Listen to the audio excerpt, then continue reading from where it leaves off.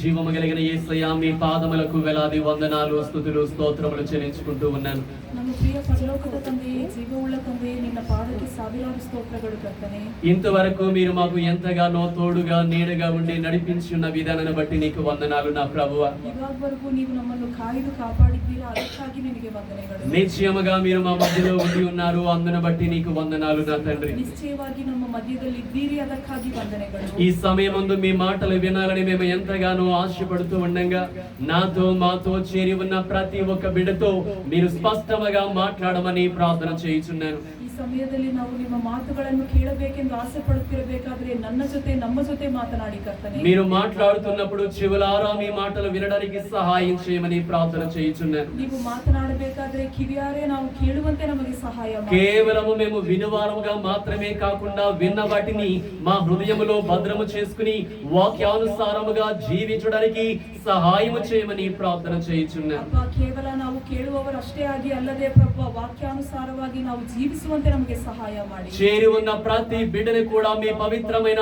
ఆత్మతో నింపమని వేడుకుంటూ ఉన్నాను. ప్రతియొಬ್ಬರಲ್ಲಿ నిన్న పవిత్ర ఆత్మದಿಂದ ತುಂಬಿರಿ కర్తనే. దేవా, నీ మాటలు మేము అర్థం చేసుకోవాలంటే మాకు మీ పరిశుద్ధాత్మ సహాయం కావాలి నా తండ్రి. ಅಪ್ಪ, ನಿಮ್ಮ ಮಾತುಗಳನ್ನು ನಾವು ಅರ್ಥ ಮಾಡಿಕೊಳ್ಳಬೇಕಂದ್ರೆ ನಿನ್ನ పవిత్రాత్మದ సహాయ నಮಗೆ ಬೇಕು. కాబట్టి నూతనమైన ఆత్మ అభిషేకముతో ఇక్కడ చేరి ఉన్న ప్రతి బిడ్డని కూడా నా ప్రభువా అభిషేకించి మీ ఆత్మతో నింపమని వేడుకుంటూ ఉండి ఉన్నాను. ಇಲ್ಲಿ ಸೇರಿರುವ ಪ್ರತಿಯೊಬ್ಬರಲ್ಲಿ ನಿನ್ನ ಹೊಸ ಆತ್ಮ ಅಭಿಷೇಕವನ್ನು ಸುರಿಸಿ ಕರ್ತನೆ. ఈ సమయమందు నన్ను కూడా మీ చేతులుగా అప్పచెప్పుకుంటూ ఉన్నాను ప్రభువా. ಈ ಸಮಯದಲ್ಲಿ ನನ್ನನ್ನು ಕೂಡ ನಿನ್ನ ಕೈಗೆ ಒಪ್ಪಿಸು. నేను కాదు గాని ఇంతవరకు నాకు తోడు నీడగా ఉండి నడిపించిన దేవా, ఈ సమయమందు నాలో ఉండి మా అందరితో మాట్లాడి మీరే మహిమ ఘనత ప్రభావములు పొందమని మా ప్రభువును మా రక్షకుడిని బట్టి యేసుక్రీస్తు యొక్క అతి పరిశుద్ధమైన నామములో అడిగి వేడుకుంటూ ఉన్నాను మా ప్రియ పరలోకపు తండ్రి. ಈ ಸಮಯದಲ್ಲಿ ನಾನಲ್ಲ ಕರ್ತನೆ, ನನ್ನ ಸಂಗಡ ಇರುವ ದೇವರು ನೀನೇ ಮಾತನಾಡಿ ಮಹಿಮೆ ಹೊಂದಬೇಕೆಂದು ನಮ್ಮ ಪ್ರಭುವನು ರಕ್ಷಕನೂ ಆಗಿರುವ ಯೇಸು ನಾಮದಲ್ಲಿ ಬೇಡಿ ಹೊಂದಿದ್ದೇನೆ ತಂದೆಯೇ.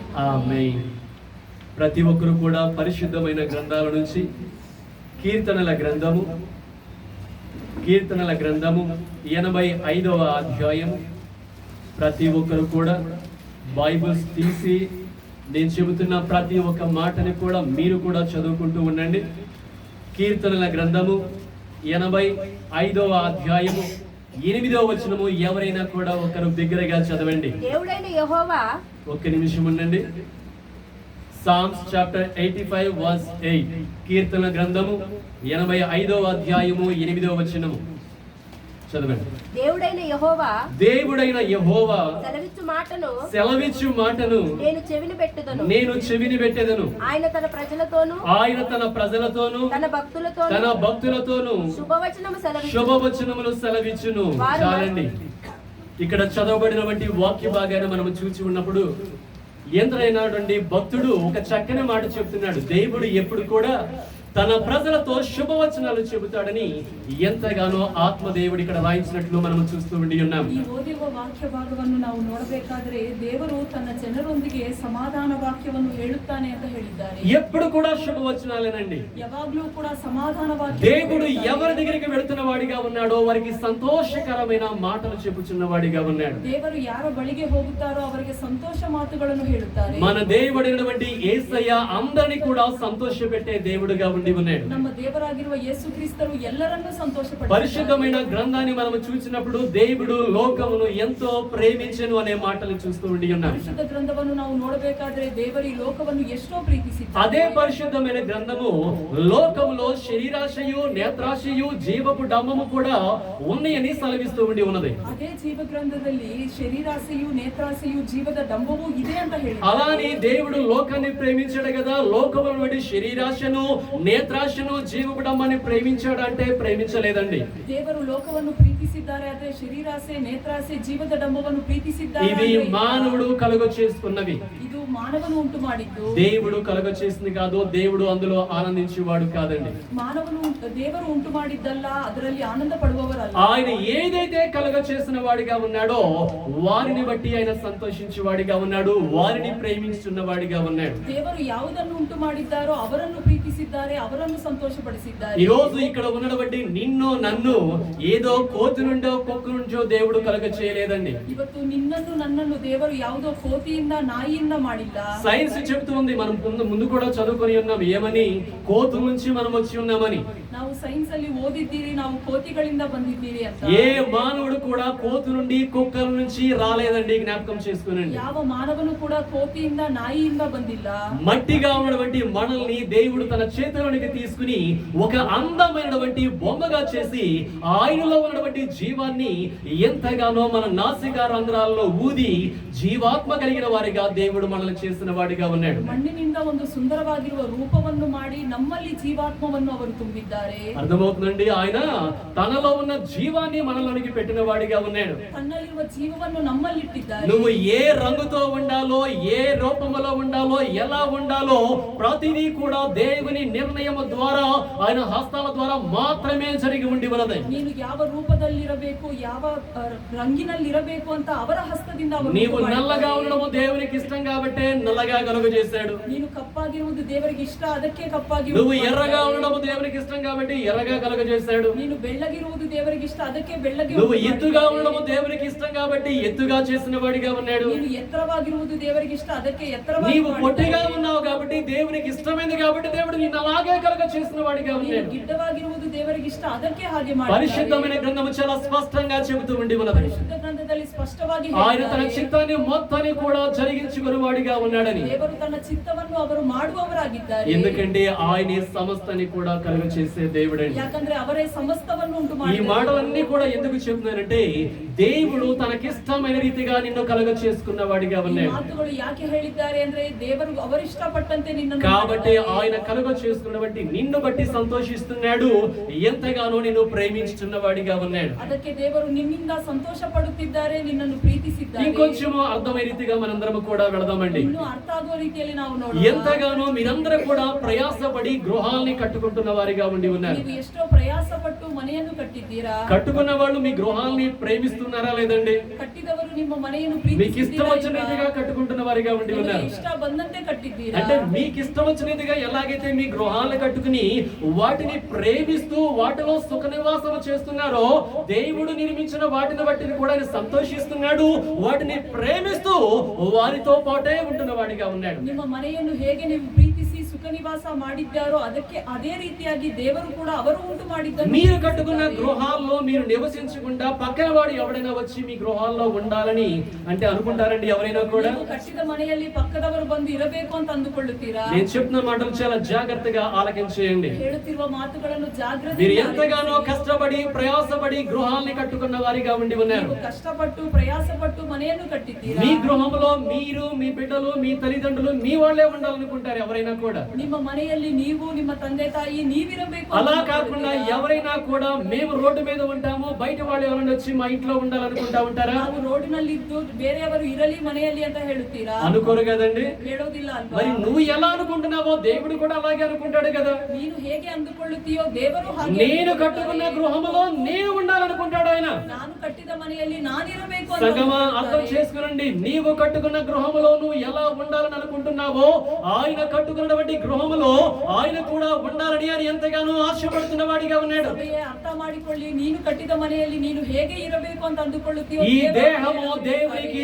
ఆలయమని బైబిల్ వాక్యము సెలవిస్తుంది. ಈ ದೇಹವು ದೇವರಿಗೆ ಆಲಯ ಅಂತ ದೇವರು ఇది ಹೇಳಿದ್ದಾರೆ. ఆయన కట్టిన గృహము. ಇದು ಅವರು ಕಟ್ಟಿದ ಮನೆ. అర్థమవుతుందండి? ఇది ఆయన కట్టుకున్న గృహము. ಇದು ಅವರು ಕಟ್ಟಿಕೊಂಡ ಮನೆ. ఈ ఇంటిలో ఈ ఒంటిలో ఆయన ఉండాలని అనుకుంటున్న వాడిగా ಈ ఉండి ఉన్నాడు. ಮನೆಯಲ್ಲಿ ಈ ದೇಹದಲ್ಲಿ ಅವರಿರಬೇಕು ಅಂತ అయితే ಅಂದುಕೊಂಡಿದ್ದಾರೆ. దేవుడు తన ప్రేమను బట్టి సమస్తని కూడా కలుగ చేసిన వాడిగా ఉన్నాడు. ದೇವರು ಪ್ರೀತಿಯಿಂದ ಸಮಸ್ತವನ್ನು ಉಂಟು ಮಾಡಿದ್ದಾರೆ. ముందుగా మానవుని ఈ లోకానికి తీసుకురావడానికి ముందుగానే భూమిని, ఆకాశమును, సముద్రమును అందరి సమస్తాన్ని కూడా ఆయన తన మాట ద్వారా కలుగ చేసిన వాడిగా ఉండి ఉన్నాడు. ಮಾನವನನ್ನು ಈ ಲೋಕಕ್ಕೆ ತರುವುದಕ್ಕಿಂತ ಮುಂಚೆ ಭೂಮಿ, ಆಕಾಶವನ್ನು ಸಮಸ್ತವನ್ನು ಉಂಟು ಮಾಡಿದ್ದಾರೆ. సమస్తాన్ని కూడా కలుగ చేసిన తర్వాత అప్పుడు దేవుడు మానవుణ్ణి ఈ భూలోకానికి తీసుకొచ్చిన వాడిగా ఉన్నాడు. ಸಮಸ್ತವನ್ನು ಉಂಟು ಮಾಡಿದ ಮೇಲೆ ಆಗ ಮಾನವನನ್ನು ಈ ಲೋಕಕ್ಕೆ ಕರೆದುಕೊಂಡು ముందుగా ಬಂದಿದ್ದಾರೆ. పురుషుణ్ణి దేవుడు కలుగ చేసిన వాడిగా ఉన్నాడు. ಮೊದಲಿಗೆ ಪುರುಷನನ್ನು ಅವರು ಉಂಟು ಮಾಡಿದ್ದಾರೆ. రెండవదిగా స్త్రీని అతనికి భారీగా ఉండి నిమిత్తమై ఆ పురుషుల్లో ఉన్నటువంటి ప్రక్కటెముకను తీసుకుని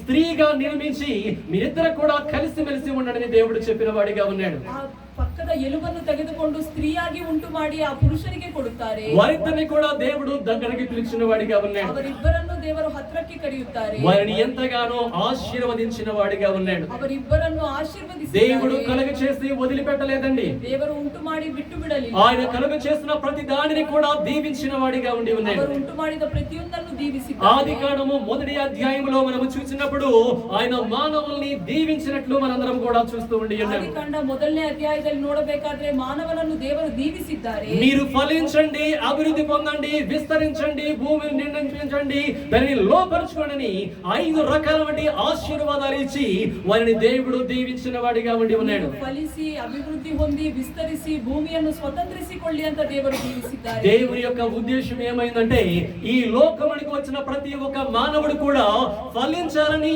అభివృద్ధి పొందాలని, విస్తరించాలని దేవుని యొక్క చిత్తం అయి ఉండి ఉన్నది. లోకಕ್ಕೆ ಬಂದ ಪ್ರತಿ ಮಾನವನನ್ನು ದೇವರು దీవిಸಬೇಕು, ఫలిಸಬೇಕು, విస్తరిಸಬೇಕು ಅಂತ ಹೇಳಿದ್ದಾರೆ. ఒక మానవుడు ఎంతగానో అభివృద్ధి చెందడానికి కావలసిన వనరులన్నీ కూడా దేవుడు సిద్ధం చేసి ఆ మానవుడి చుట్టూ కూడా ఆయన పెట్టినట్లు మనం చూస్తా ఉండి ఉన్నాం. ಒಂದು ಮಾನವನು ಅಭಿವೃದ್ಧಿ ಹೊಂದಬೇಕಾಗಿರುವ ಎಲ್ಲವನ್ನೂ ಕೂಡ ಅವನ ಸುತ್ತಲೂ ದೇವರು ಇಟ್ಟಿದ್ದಾರೆ. వారిని ఆశీర్వదించడం మాత్రమే కాదు గాని ఒక చక్కని స్పష్టమైన మాటని కూడా దేవుడు వారికి చెప్పిన వాడిగా ఉన్నాడు. ಅವರನ್ನು ಆಶೀರ್ವದಿಸುವುದಷ್ಟೇ ಅಲ್ಲ, ಒಂದು ಒಳ್ಳೆ ಮಾತನ್ನು ಹೇಳಿದ್ದಾರೆ. నా ప్రియమైన బిడ్డలారా, ఇదిగో మీరు నా మాటలు విన్నంత వరకు మీరు బ్రతికే ఉంటారు కాబట్టి ఎల్లప్పుడూ కూడా నా మాటలు వినండి అని చెప్పేసి దేవుడు చెప్పిన వాడిగా ఉన్నాడు. ನನ್ನ ಪ್ರಿಯವಾಗಿರುವ ಮಕ್ಕಳೇ, ನನ್ನ ಮಾತುಗಳು ಕೇಳುವ ತನಕ ನೀವು ಬದುಕೇ ಇರುತ್ತೀರಾ, ಅದಕ್ಕೆ ನೀವು ನನ್ನ ಮಾತುಗಳನ್ನು ಕೇಳಿ ಅಂತ కేవలం నా మాటలు వింటేనే, నా మాటల ప్రకారం నడుచుకుంటేనే మీరు బ్రతుకుతారని దేవుడు చాలా స్పష్టంగా చెప్పిన వాడిగా ఉన్నాడు. ಕೇವಲ ನನ್ನ ಮಾತುಗಳನ್ನು ಕೇಳಿದ್ರೆ, ನನ್ನ ಮಾತುಗಳಿಗೆ ಬಗ್ಗಿ ಇದ್ರೆ ನೀವು ಬದುಕುತ್ತೀರಾ ಅಂತ ಹೇಳಿ. మీరు ఎప్పుడైతే నా మాటలు వినడము మానేస్తారో, నేను చెప్పినది కాకుండా మీకు ఇష్టం వచ్చినదిగా చేస్తారో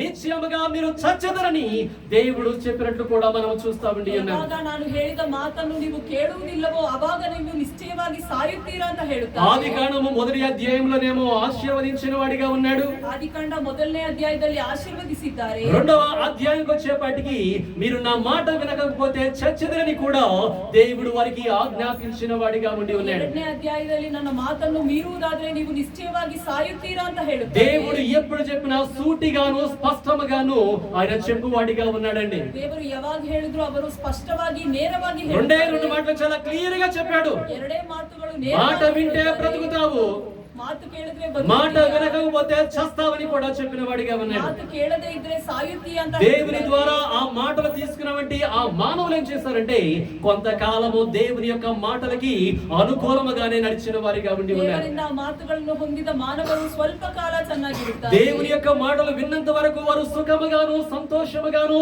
ఆరోగ్యకరముగానే జీవించిన వారిగా ఉండి ఉన్నారు. ದೇವರ ಮಾತುಗಳು ಕೇಳುವ ತನಕ ಅವರು ಸುಖವಾಗಿ ಆರೋಗ್ಯಕರವಾಗಿ ಬದುಕುತ್ತಾರೆ. ఎందుకంటే దేవుని యొక్క మాటకి ఎవరైతే లోబడుతున్నారో ప్రకృతి వారికి ఎంతగానో అనుకూలముగా మారిపోతూ ఉండి ఉన్నదండి. ಯಾರು ದೇವರ ಮಾತಿಗೆ ಬಗ್ಗಿ ಇದ್ದಾರೋ ಪ್ರಕೃತಿ ಅವರಿಗೆ ಅನುಕೂಲವಾಗಿ, ప్రతి ఆశీర్వాదము వారి వైపు తిరుగుతూ ఉండి ఉన్నది. ಪ್ರತಿ ಆಶೀರ್ವಾದವು ಅವರ ಕಡೆಗೆ ತಿರುಗಿತು. అయితే బాగా ఆశీర్వాదాలు పొందుకున్న వారిగా ఉండి ఉన్నారు. ಅವರು ತುಂಬಾ ಆಶೀರ್ವಾದವನ್ನು ఒక ಹೊಂದಿದವರು. రోజు ఏం జరిగిందంటే దేవుని యొక్క మాటను వినటం మానివేసిన వారిగా ఉండి ಒಂದು ఉన్నారు. ದಿನ ದೇವರ ಮಾತನ್ನು ಕೇಳುವುದು ಬಿಟ್ಟು ಬಿಟ್ಟಿದ್ದಾರೆ. ముందుగా భార్య దేవుని యొక్క మాటని తృణీకరించింది. ಮೊದಲಿಗೆ ಆ ಹೆಂಡತಿ ದೇವರ ಮಾತನ್ನು ఆమె ತೃಣೀಕರಿಸಿದ್ದಾರೆ. తృణీకరించడం మాత్రమే కాదు కానీ తన భర్త దగ్గరికి కూడా వెళ్ళి దేవుని యొక్క మాటని తృణీకరించే విధముగా ప్రేరేపించి ఉండేవారు. ಅವರು ತೃಣೀಕರಿಸುವುದಷ್ಟೇ ಅಲ್ಲ, ತನ್ನ ಗಂಡನನ್ನು ದೇವರ ಮಾತನ್ನು ಮೀರುವಂತೆ ಮಾಡುತ್ತಾರೆ. ఏది ఏమైనప్పటికీ ఆ భార్య భర్తలు అనగా దేవుని ద్వారా దీవింపబడినటువంటి ఆ యొక్క దంపతులు ఇద్దరు కూడా దేవుని యొక్క మాటని తృణీకరించిన వారిగా ఉండి ಆ ఉన్నారు. ದಂಪತಿಗಳು ಇಬ್ಬರೂ ಕೂಡ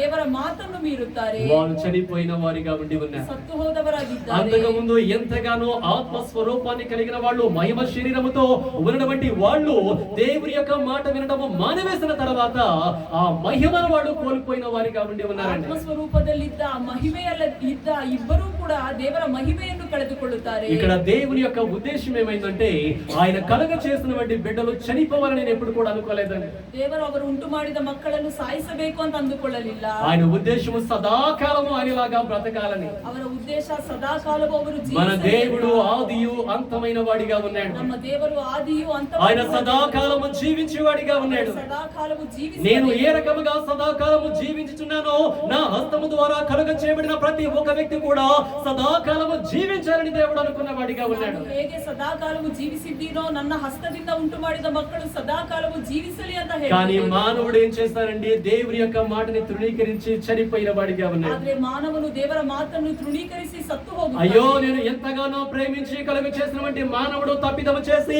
మరణములోనికి వెళ్ళిపోయాడని చెప్పేసి దేవుడు ఎంతగానో బాధపడిన వాడిగా ఉన్నాడు. ಅಯ್ಯೋ, ನಾನು ಎಷ್ಟೋ ಪ್ರೀತಿಸಿದ ಈ ಮಾನವನು ತಪ್ಪು ಮಾಡಿ ಹೀಗೆ ಮರಣಕ್ಕೆ ಸೇರಿದ್ದಾನೆ ಅಂತ ದೇವರು ఆయన ಹೇಳ್ತಾರೆ. బాధపడి వదిలిపెట్టి వేయలేదండి. ಅವರು ಬಾಧೆ ಪಟ್ಟು ಬಿಟ್ಟು ఇదిగో ಬಿಡಲಿಲ್ಲ. ఇతడు నా కుమారుడే కదా అని అనుకున్న వాడిగా ఉన్నాడు. ಇಗೋ ಇವನು ನನ್ನ ಕುಮಾರನು, ఇదిగో ఈమె నా కుమార్తె కదా అనుకున్న వాడిగా ఉన్నాడు. ಇಗೋ ಇವಳು ನನ್ನ ಕುಮಾರ್ತೆ ಅಂತ నేను తప్పు ಹೇಳ್ತಾರೆ. చేసినంత మాత్రం నిన్ను దూరం చేసుకోవాలని కదని దేవుడు ఆలోచన చేసుకున్న వాడిగా ನೀವು ఉన్నాడు. ತಪ್ಪು ಮಾಡಿದಷ್ಟಕ್ಕೆ ನಿಮ್ಮನ್ನು ದೂರ ಮಾಡಬೇಕು ಅಂತ ఆయన ಅಂದುಕೊಂಡಿಲ್ಲ. ఎంతగానో మరలా వారిని ప్రేమిస్తున్న వాడిగా ದೇವರು ఉన్నాడు. ಮತ್ತೆ ಅವರನ್ನು ಪ್ರೀತಿಸಿದ್ದಾರೆ. ఇంకొంచెం అర్థమైన రీతిగా మనందరం కూడా వెళదామండి. ಇನ್ನು ಅರ್ಥ ಆಗೋ ರೀತಿಯಲ್ಲಿ ನಾವು ನೋಡೋಣ. ఎంతగానో దేవుడు ప్రేమించి మీకు బిడ్డలు ఇచ్చిన వాడిగా ఉన్నాడు. ದೇವರು ನಿಮ್ಮನ್ನು ಪ್ರೀತಿಸಿ ಮಕ್ಕಳನ್ನು మీ ಕೊಟ್ಟಿದ್ದಾರೆ. బిడ్డలు తప్పు చేశారనుకోండి, వారిని ఏం చేస్తారు? ನಿಮ್ಮ మಕ್ಕಳು ತಪ್ಪು ಮಾಡಿದಾಗ ಏನು వీడు తప్పు ಮಾಡ್ತೀರಾ? చేశాడని చెప్పేసి తరిమివేస్తారా?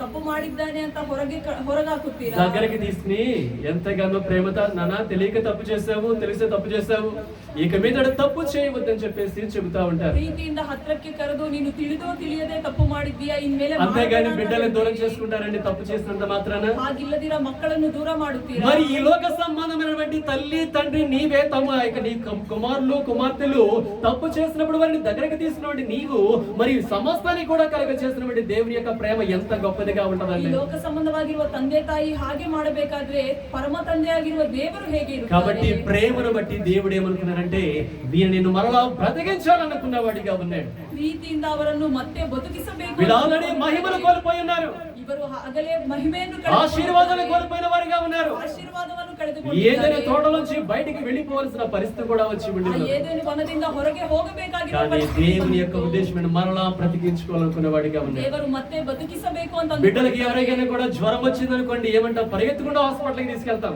ಮಕ್ಕಳಿಗೆ ಜ್ವರ ಬಂದಾಗ ನಾವೇನು ಮಾಡ್ತೀವಿ? ఇంకా మన బంధువులు ఎవరైనా చనిపోయారు అనుకోండి, మనం ఏమనుకోండి? డాక్టర్ ఇంకొకసారి చూడండి, ఇంకొకసారి చూడండి, బ్రతికించుకోవడం కొరకు ప్రయత్నం చేస్తూ ఉంటాం. ನಮ್ಮ ಬಂಧುವರು ಸತ್ತು ಹೋದಾಗ ಡಾಕ್ಟರ್ ಇನ್ನೊಂದು ಸತಿ ನೋಡಿ ಅಂತ ಹೇಳುತ್ತಾರೆ. దేవుడు కూడా తన బిడ్డలను బ్రతికించుకోవడం కొరకు ఆయన ప్రయత్నం చేస్తున్న వాడిగా ದೇವರು ఉన్నాడు. ಕೂಡ ತನ್ನ ಮಕ್ಕಳನ್ನು ಬದುಕಿಸುವುದಕ್ಕೆ ఆ ಪ್ರಯತ್ನ ప్రయత్నం ఏంటో ಮಾಡ್ತಾರೆ. తెలుసండి, ఆయన ఈ లోకానికి రావటమే. ಆ ಪ್ರಯತ್ನವು ಆ ದೇವರು ಈ ಲೋಕಕ್ಕೆ ఏదో ಬರುವುದು ఊరికినే దేవుడు రాలేదండి. ಸುಮ್ಮನೆ ದೇವರು ಈ ಲೋಕಕ್ಕೆ ముందుగా ಬರಲಿಲ್ಲ. దేవుడు ఏమై ఉన్నాడని బైబిల్ వాక్యం సెలవిస్తుందంటే ఆయన ఆత్మ రూపంలో ఉన్నాడని బైబిల్ వాక్యం సెలవిస్తూ ఉండి ఉన్నది. ದೇವರು ಆತ್ಮ ರೂಪದಲ್ಲಿದ್ದಾರೆ ಅಂತ ಬೈಬಲ್ ఆయన ముందుగా శరీరాన్ని ధరించుకోలేదండి, ಅವರು ಮೊದಲಿಗೆ ఆయన ಶರೀರವನ್ನು ఆత్మ రూపంలో ఉన్నవాడిగా ఉండి ఉన్నాడు. ಅವರು ఆత్మ ರೂಪದಲ್ಲಿ ఆ ఆత్మ అయినటువంటి దేవుడు ఏం చేస్తారంటే ఈ లోకానికి శరీరాన్ని ధరించుకుని వచ్చిన వాడిగా ఉండి ఉన్నాడు. ಆತ್ಮವಾಗಿರುವ ದೇವರು ಈ ಲೋಕಕ್ಕೆ ಶರೀರವನ್ನು ಧರಿಸಿಕೊಂಡು ఏ ಬಂದಿದ್ದಾರೆ. శరీరము ద్వారా మానవుడు పాపము చేసి మరణములోనికి వెళ్ళాడో ఆ శరీరానికి శిక్ష ఆయన అనుభవించి ఆయనలో ఉన్న జీవాన్ని మానవుడికి ఇవ్వడం కొరకు ఆయన ఈ లోకానికి శరీరాన్ని ధరించుకుని వచ్చిన వాడిగా ఉన్నాడు. ಯಾವ ಶರೀರದಿಂದ ಮಾನವನು ತಪ್ಪು ಮಾಡಿ ಶಿಕ್ಷೆಯನ್ನು ಅನುಭವಿಸಿದ್ದಾನೋ ಆ ಶರೀರವನ್ನು ಧರಿಸಿಕೊಂಡು ಈ యేసయ్యను ಲೋಕಕ್ಕೆ బ్రతికించడానికి ఈ లోకానికి వచ్చిన వాడిగా ఉన్నాడు. ನಿನ್ನನ್ನು ಬದುಕಿಸುವುದಕ್ಕೆ ಈ ಲೋಕಕ್ಕೆ నీ చూపుల ಬಂದಿದ್ದಾನೆ. ద్వారానో నీ మాటల ద్వారానో నీ క్రియల ద్వారానో నీ శరీరము ద్వారానో దేని ద్వారా పాపము చేస్తున్నావో ఆ పాపము ద్వారా నీ జీవితం ఏంటంటే మరణంలోకి వెళ్ళావు. కాబట్టి ఆ మరణాన్ని తప్పించడం కొరకు ఆత్మటువంటి దేవుడు శరీర రూపాన్ని ధరించుకుని ఈ లోకానికి దిగి వచ్చిన వాడిగా ఉన్నాడు. ನಿನ್ನ ನೋಟದಿಂದ ಮಾತುಗಳಿಂದ ಕ್ರಿಯೆಗಳಿಂದ ಶರೀರದಿಂದ ಮಾಡಿದ ಆ ಪಾಪವನ್ನು ತೆಗೆದು ಹಾಕುವುದಕ್ಕೆ ಶರೀರವನ್ನು ಧರಿಸಿಕೊಂಡು ಈ ಲೋಕಕ್ಕೆ యోహాను ಬಂದಿದ್ದಾನೆ. సువార్త మొదటి అధ్యాయంలో మనం చూసినప్పుడు చాలా స్పష్టంగా కనబడుతూ ఉండి ఉన్నదండి. ಯೋಹಾನ ಸುವಾರ್ತೆ ಮೊದಲನೇ ಅಧ್ಯಾಯದಲ್ಲಿ ಸ್ಪಷ್ಟವಾಗಿ ಹೇಳಿದ್ದಾರೆ. ఆదియందు వాక్యం ఉండెను, వాక్యము దేవుడై ఉండెనని. ಆದಿಯಲ್ಲಿ ವಾಕ್ಯವಿತ್ತು, ಆ ವಾಕ್ಯವು ఆ ದೇವರಾಗಿತ್ತು. వాక్యమే శరీరధారి అయి కృపా సత్య సంపూర్ణుడిగా మన మధ్య నివసించును అనే మాటని కూడా మనం చూస్తా ఉండి ಆ ఉన్నాం. ವಾಕ್ಯವೇ ಶರೀರಧಾರಿಯಾಗಿ ಕೃಪಾಸಕ್ತಿ ಸಂಪೂರ್ಣನಾಗಿ ನಮ್ಮ ಮಧ್ಯದಲ್ಲಿ ఆత్మైన దేవుడు వాక్యమైన దేవుడు ఎలా వచ్చారండి? శరీరాన్ని ధరించుకుని ఈ లోకానికి వచ్చిన వాడిగా ఉన్నాడు. ಆತ್ಮವಾಗಿರುವ ದೇವರು ಆ ಶರೀರವನ್ನು ಧರಿಸಿಕೊಂಡು ಈ ಲೋಕಕ್ಕೆ ಬಂದಿದ್ದಾರೆ. చాలా మంది క్రిస్మస్ జరుపుకుంటారు కానీ యేసుక్రీస్తు ఎందుకు వచ్చారో కూడా చాలా మందికి తెలియదండి. ತುಂಬಾ ಜನ ಕ್ರಿಸ್ಮಸ್ ಅನ್ನು ಆಚರಿಸುತ್ತಾರೆ. ಯೇಸು ಕ್ರಿಸ್ತರು ಯಾಕೆ ಬಂದಿದ್ದಾರೆ ಅಂತ ಅವರಿಗೆ ఏదో ಗೊತ್ತಿಲ್ಲ. 4 సూటులు కొనుక్కుని 4 బట్టలు వేసుకుని 4 దమ్ము బిర్యానీలు చేసినంత మాత్రాన క్రిస్మస్ అయిపోదండి. అది కాదు నిజమైన క్రిస్మస్ అంటే. ಯಾವುದೋ ಸೂಟ್ ಅನ್ನು ಹಾಕಿಕೊಂಡು ಬಿರಿಯಾನಿಯನ್ನು ತಿಂದ್ರೆ ಅದು ಸಾಕಾಗುವುದಿಲ್ಲ. నిజమైన క్రిస్మస్ అంటే యేసుక్రీస్తు ఎందుకు వచ్చాడో అది నీ జీవితంలో ఫుల్ఫిల్ అయితేనే దానికి పరమార్థం అనే విషయాన్ని ప్రతి ఒక్కరు కూడా తెలుసుకోవాలి. ನಿಜವಾಗಿರುವ ಕ್ರಿಸ್ಮಸ್ ಯೇಸು ಕ್ರಿಸ್ತರು ಯಾಕೆ ಈ ಲೋಕಕ್ಕೆ ಬಂದಿದ್ದಾರೆ ಅಂತ ತಿಳಿದುಕೊಂಡ್ರೆ ಅದು ಫುಲ್ಫಿಲ್ ಆಗುತ್ತೆ. బైబిల్ చాలా స్పష్టంగా చెప్తుంది, ఏ భేదము లేదు, అందరూ కూడా పాపము చేసి దేవుడు అనుగ్రహించిన మహిమను పొందుకోలేకపోతున్నారని చెప్తున్న వాడిగా ఉన్నాడు. బైబిల్ ಹೇಳಲ್ಪಟ್ಟಿದೆ, ಯಾವ ಭೇದವೂ ಇಲ್ಲ, ಎಲ್ಲರೂ ಕೂಡ ಪಾಪವನ್ನು ಮಾಡಿ ದೇವರು ಕೊಡುವ ಕೃಪೆಯನ್ನು ಕಳೆದುಕೊಂಡಿದ್ದಾರೆ. నేను పాపము చేయలేదని ఎవడైనా అన్నాడంటే వాడు వాక్యాన్ని తృణీకరించిన వాడని కూడా యోహాను పత్రిక చాలా స్పష్టంగా సెలవిస్తూ ఉంది. ನಾನು ಪಾಪ ಮಾಡಿಲ್ಲ ಅಂತ ಯಾವನಾದ್ರೂ ಹೇಳುವುದಾದ್ರೆ ಆದ್ರೆ ದೇವರ ವಾಕ್ಯವನ್ನು ತೃಣೀಕರಿಸಿದ್ದಾರೆ. ధైర్యంగా మీరు మీ గుండె పైన చేయి వేసుకుని చెప్పండి, నేను ఏ తప్పు కూడా చేయలేదని. ధైర్యವಾಗಿ ನಿಮ್ಮ ಹೃದಯದ ಮೇಲೆ ಕೈಯಿಟ್ಟು ಹೇಳಿ, ನಾನು ಯಾವ ఎవరు ತಪ್ಪು కూడా ಮಾಡಿಲ್ಲ చెప్పలేరండి. ಅಂತ ಯಾರು ಹೇಳುವುದಿಲ್ಲ. ఎందుకంటే దేవుని యొక్క వాక్యము సత్యమే మాట్లాడుతూ ఉంటది. ದೇವರ ವಾಕ್ಯವು ಸತ್ಯವನ್ನೇ ಹೇಳುತ್ತೆ. ఆయన నీతోనే మాట్లాడుతున్న వాడిగా ఉన్నాడు. ಅವರು నిన్న ಜೊತೆ మాట్లాడుతున్నారు. నేను ఈ లోకానికి ఎందుకు వచ్చానో తెలుసా, నీ కొరకై వచ్చి ఉన్నాను అంటున్న వాడిగా ఉన్నాడు. నిన్నಗೋಸ್ಕರ ಬಂದಿದ್ದೀನಿ ಅಂತ నీ ಹೇಳಿದ್ದಾರೆ. కొరకు మాత్రమే వచ్చి ఉన్నాను అంటున్న వాడిగా ఉన్నాడు. ನಿನ್ನಗೋಸ್ಕರ ಮಾತ್ರ ಬಂದಿದ್ದೀನಿ. నీలో ఉన్న చీకటిని తీసివేయడానికి మాత్రమే వచ్చి ఉన్నాను అంటున్నాడు. నిన్నలిರುವ కత్తಳೆಯನ್ನು ತೆಗೆದುಹಾಕುವುದಕ್ಕೆ నీవు ಬಂದಿದ್ದಾರೆ. కోల్పోయిన ప్రతి దానిని కూడా తిరిగి ఇవ్వడం కొరకు ఈ లోకానికి నేను దిగి వచ్చి ఉన్నానని దేవుడు చెప్తున్న వాడిగా ఉన్నాడు. ಕಳೆದುಕೊಂಡ ಪ್ರತಿಯೊಂದನ್ನು ಕೊಡುವುದಕ್ಕೆ ಈ ಲೋಕಕ್ಕೆ ಬಂದಿದ್ದೀನಿ ಅಂತ ಹೇಳಿದ್ದಾರೆ. ఈ రోజు చాలా మంది అనుకుంటా ఉంటారు, నేను చాలా కోల్పోయానండి అంటూ ఉంటారు. ఈ లోಕದಲ್ಲಿ ತುಂಬಾ ಜನ ಹೇಳಬಹುದು, ನಾನು ತುಂಬಾ ಕಳೆದುಕೊಂಡಿದ್ದೀನಿ ಅಂತ. నువ్వు కోల్పోయిన ప్రతి దానిని కూడా దేవుడు తిరిగి ఇచ్చేవాడిగా ఉన్నాడు. ನೀನು ಕಳೆದುಕೊಂಡಿರುವ ಪ್ರತಿಯೊಂದನ್ನು ದೇವರು ఒకప్పుడు ಕೊಡುತ್ತಾರೆ. మనం ఏం కోల్పోయి ఉన్నామంటే దేవుని వాక్యాన్ని కోల్పోయి ఉన్నామండి. ಒಂದು ಸಮಯದಲ್ಲಿ ನಾವು ದೇವರ ವಾಕ್ಯವನ್ನು దేవుని ಕಳೆದುಕೊಂಡಿದ್ದೇವೆ. ఆత్మను కోల్పోయి ఉన్నాము. ದೇವರ ಆತ್ಮವನ್ನು దేవుని ಕಳೆದುಕೊಂಡಿದ್ದೇವೆ. అభిషేకాన్ని కోల్పోయి ఉన్నాము. ದೇವರ ಅಭಿಷೇಕವನ್ನು దేవుణ్ణే ಕಳೆದುಕೊಂಡಿದ್ದೇವೆ. కోల్పోయి ఉన్నామండి. ದೇವರನ್ನೇ ఒకడు ಕಳೆದುಕೊಂಡಿದ್ದೇವೆ. ఈ లోకాన్ని మొత్తాన్ని కూడా సంపాదించుకుని దేవుని కలిగి లేకపోతే వాడి జీవితము వ్యర్థమని బైబిల్ వాక్యం చాలా స్పష్టంగా సెలవిస్తూ ఉంది. ಒಬ್ಬನು ಈ ಲೋಕವನ್ನು ಸಂಪಾದನೆ ಮಾಡಿಕೊಂಡು ದೇವರನ್ನು ಬಿಡುವುದಾದ್ರೆ ಅವನ ಜೀವನ ವ್ಯರ್ಥ ಅಂತ ದೇವರು కాబట్టి ఏ ಹೇಳಿದ್ದಾರೆ. వాక్యాన్నైతే కోల్పోయామో, ఏదైతే ఆశీర్వాదాలకు మూలమైనదై ఉన్నదో ఆ మూలాలలోనికి మనల్ని తీసుకుని వెళ్ళి మరలా ఆ అమూల్యమైన వాక్యాన్ని ఇవ్వడానికి యేసయ్య వచ్చిన వాడిగా ఉన్నాడు. ಯಾವ ವಾಕ್ಯವನ್ನು ನಾವು ಕಳೆದುಕೊಂಡಿದ್ದೀರೋ ತಿರುಗಿ ಅದನ್ನು ಕೊಡುವುದಕ್ಕೆ ಯೇಸು ఇప్పుడు ಕ್ರಿಸ್ತರು అసలు ಬಂದಿದ್ದಾರೆ. క్రిస్మస్ యొక్క వాక్యంలోనికి వెళదామండి. ಈಗ ಅಸಲು ಕ್ರಿಸ್ಮಸ್ ವಾಕ್ಯ ఇదంతా కూడా ఎందుకు చెప్పారంటే యేసయ్య బ్రతికించడానికే వచ్చాడని మీతో చెప్పి ఉండి ఉన్నాడు. ಯೇಸು ಕ್ರಿಸ್ತರು ಬದುಕಿಸುವುದಕ್ಕೆ ಬಂದಿದ್ದಾರೆ ಅಂತ ಇದೆಲ್ಲವನ್ನೂ అయితే ಹೇಳಿದ್ದಾರೆ. మానవుడు తప్పు చేసి ఉన్నాడు కదండి, ಆದ್ರೆ ಮಾನವನು ತಪ್ಪು ಮಾಡಿದ್ದಾನೆ, మరణంలోనికి వెళ్ళిపోయిన వాడిగా ఉన్నాడు. ಮರಣಕ್ಕೆ ಹೋಗಿದ್ದಾನೆ. అయితే దేవుడు ఒక ఉద్దేశాన్ని కలిగిన వాడిగా ఉన్నాడు. ಆದ್ರೆ ದೇವರು ಒಂದು ಉದ್ದೇಶವನ್ನು ಇಟ್ಟುಕೊಂಡಿದ್ದಾರೆ. నేనే వెళ్ళాలి, నా బిడ్డల కొరకై ప్రాణం పెట్టాలనుకున్న వాడిగా ఉన్నాడు. ನಾನೇ ಹೋಗಬೇಕು, ನನ್ನ ಮಕ್ಕಳಿಗೋಸ್ಕರ ಪ್ರಾಣವನ್ನು ಇಡಬೇಕು ಅಂತ కాబట్టి దేవుడు ಅಂದುಕೊಂಡಿದ್ದಾರೆ. భూలోకములో కొంతమంది ప్రవక్తల్ని ఎన్నుకున్న వాడిగా ఉన్నాడు. ಅದಕ್ಕೆ ಈ ಭೂಲೋಕದಲ್ಲಿ ಕೆಲವರು ಪ್ರವಾದಿಗಳನ್ನು ಆಯ್ಕೆ ఆయన ಮಾಡಿದ್ದಾರೆ. ఎడల భయభక్తులు కలిగినటువంటి వారిని దేవుడు కొంతమందిని ఎన్నుకున్న వాడిగా ಅವರಲ್ಲಿ ఉన్నాడు. ಭಯಭಕ್ತಿ ಉಳ್ಳ ಕೆಲವರನ್ನು ಆಯ್ಕೆ వారి ಮಾಡಿದ್ದಾರೆ. ద్వారా కొన్ని శుభవచనాలు పలికించిన వాడిగా ఉన్నాడు. ಅವರಿಂದ ಕೆಲವು ಶುಭವಚನಗಳನ್ನು ಅವರು మీ అందరికి కూడా ಹೇಳಿದ್ದಾರೆ. ప్రారంభంలోనే కీర్తన గ్రంథంలో ఒక మాట చెప్పి ఉండి ఉన్నారు. ಪ್ರಾರಂಭದಲ್ಲಿ ಕೀರ್ತನೆ ಗ್ರಂಥದಲ್ಲಿ ఆయన ಒಂದು తన ಮಾತು ప్రజలతో ಹೇಳಿದ್ದಾರೆ. శుభవచనములు సెలవిచ్చును అనే మాట. ತನ್ನ ಜನರೊಂದಿಗೆ ಸಮಾಧಾನ ವಾಕ್ಯವನ್ನು శుభవచనము ಹೇಳಿದ್ದಾರೆ. సెలవించడం కొరకు దేవుడు ఎంతగానో ముందుగా మోషే గారిని ఎన్నుకున్న వాడిగా ఉన్నాడు. ಆ ಸಮಾಧಾನ ವಾಕ್ಯವನ್ನು ಹೇಳುವುದಕ್ಕೆ ಮೋಶೆ ಅವರನ್ನು ಆಯ್ಕೆ మోషే ಮಾಡಿದ್ದಾರೆ. గారిని మనం చూసినప్పుడు ద్వితీయోపదేశ కాండము 18వ అధ్యాయము 18వ వచనములో ఒక చక్కని మాట చెప్పబడి ఉన్నదండి. ಧರ್ಮೋಪದೇಶ ಕಾಂಡ 18ನೇ ಅಧ್ಯಾಯ 18ನೇ ವಚನದಲ್ಲಿ ಒಂದು ಒಳ್ಳೆಯ ద్వితీయోపదేశ ಮಾತು కాండము ಹೇಳಿದ್ದಾರೆ. డ్యూటోనమీ చాప్టర్ 18 వర్స్ 18. వారి చాప్టర్ 18 వర్స్ సహోదరులలో 18. నుండి ఆ?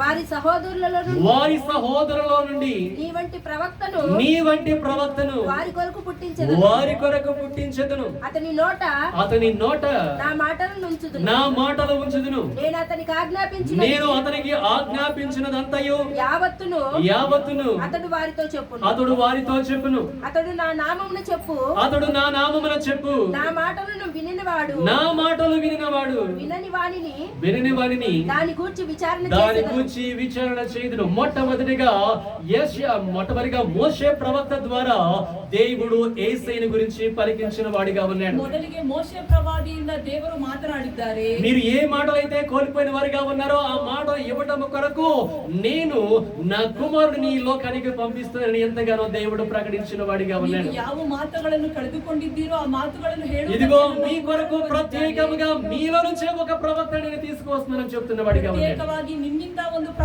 ಪ್ರವಾದಿ ಬರುತ್ತಾನೆ ಅಂತ ఈ ಹೇಳಿದ್ದಾರೆ. ద్వితీయోపదేశ కాండంలో రాయబడినటువంటి మాటల్ని అపోస్తల కార్యములో చూసినప్పుడు పేతురు గారు కూడా కన్ఫర్మ్ చేస్తూ ఆత్మ ద్వారా మాట్లాడుతున్న వాడిగా ఉన్నాడు. ಧರ್ಮೋಪದೇಶ ಕಾಂಡದಲ್ಲಿ ಹೇಳಿದ ಮಾತುಗಳನ್ನು ಅಪೊಸ್ತಲ ಕೃತ್ಯರಲ್ಲಿ ಪೇತ್ರವರು ಕೂಡ ಹೇಳಿದ್ದಾರೆ. ఎంతగానో దేవుడు మోషే గారి ద్వారా ఈ మాట పలికించునని పేతురు గారు చాలా స్పష్టంగా చెబుతున్న వాడిగా ఉన్నాడు. ಮೋಶೆ ಅವರಿಂದ ದೇವರು ಈ ಮಾತುಗಳನ್ನು ಹೇಳಿದ್ದಾರೆ ಅಂತ ಪೇತ್ರವರು ಹೇಳುತ್ತಾರೆ. దేవుడు ఏదైతే ప్రవక్తని కలుగ చేస్తారని లోకానికి తీసుకొస్తారని చెప్పిన వాడిగా ఉన్నాడో ఆ ప్రవక్త ఎవరో కాదు, యేసుక్రీస్తు అని చెబుతున్న వాడిగా ఉన్నాడు. ದೇವರು ಪ್ರವಾದಿಯಿಂದ ಮಾತನಾಡುತ್ತಾರೆ ಅಂತ ಹೇಳಿದ್ದಾರೆ. ಆ ಪ್ರವಾದಿ ಯಾರೋ ಅಲ್ಲ, ಯೇಸುಕ್ರಿಸ್ತರು ಅಂತ ಹೇಳಿದ್ದಾರೆ. ఏంటి దేవుడేంటి ప్రవక్త ఏంటి అనుకుంటున్నారా? ದೇವರೇನು ಪ್ರವಾದಿ ఇవన్నీ కూడా పక్కన పెట్టండి, ప్రవక్త గురించి తర్వాత మీతో మాట్లాడతాను. ಪ್ರವಾದಿಯ ಬಗ್ಗೆ ಮತ್ತೆ ಮಾತನಾಡುತ್ತೀನಿ. అయితే ఆయన నా మాటలు చెప్పినాడని ఏదైతే తండ్రి చెప్పి ఉన్నాడో యేసయ్య నోటన దేవుడు ఆ మాటలు పెట్టిన వాడిగా ఉన్నట్లు కూడా మనం చూస్తూ ఉన్నాం. ಹೇಳಿದ್ದಾರೋ ಯೇಸುಕ್ರಿಸ್ತರ ಬಾಯಲ್ಲಿ ಆ ಮಾತುಗಳನ್ನು యేసుక్రీస్తు యొక్క మాటలు వినని ప్రతి ఒక్కడు కూడా సర్వనాశనమైపోతాడని బైబిల్ వాక్యం సెలవిస్తూ ఉంది. ಯೇಸುಕ್ರಿಸ್ತರ ಮಾತನ್ನು ಕೇಳದೆ ಇರುವವನು ಸರ್ವನಾಶವಾಗುತ್ತಾನೆ ಅಂತ ಹೇಳಿದ್ದಾರೆ. యాక్ట్స్ చాప్టర్ 5 వర్స్ 22 చదవండి. Acts chapter 5 verse 22. అపోస్తల కార్యములు 5వ అధ్యాయము 22వ వచనం త్వరగా చదవండి. బంట్రౌతులు అపోస్తల కార్యములు 5:22 చదువు. బంట్రౌతులు అక్కడికి వెళ్ళినప్పుడు వారు చెరసాలలో కనబడనందున తిరిగి వచ్చి చెరసాల బహు భద్రముగా. చివరి మాటలో చదవండి. అపోస్తల కార్యముల్లో కావలి వారు తలుపు. ఒక్క నిమిషం ఉండండి. 5వ అధ్యాయము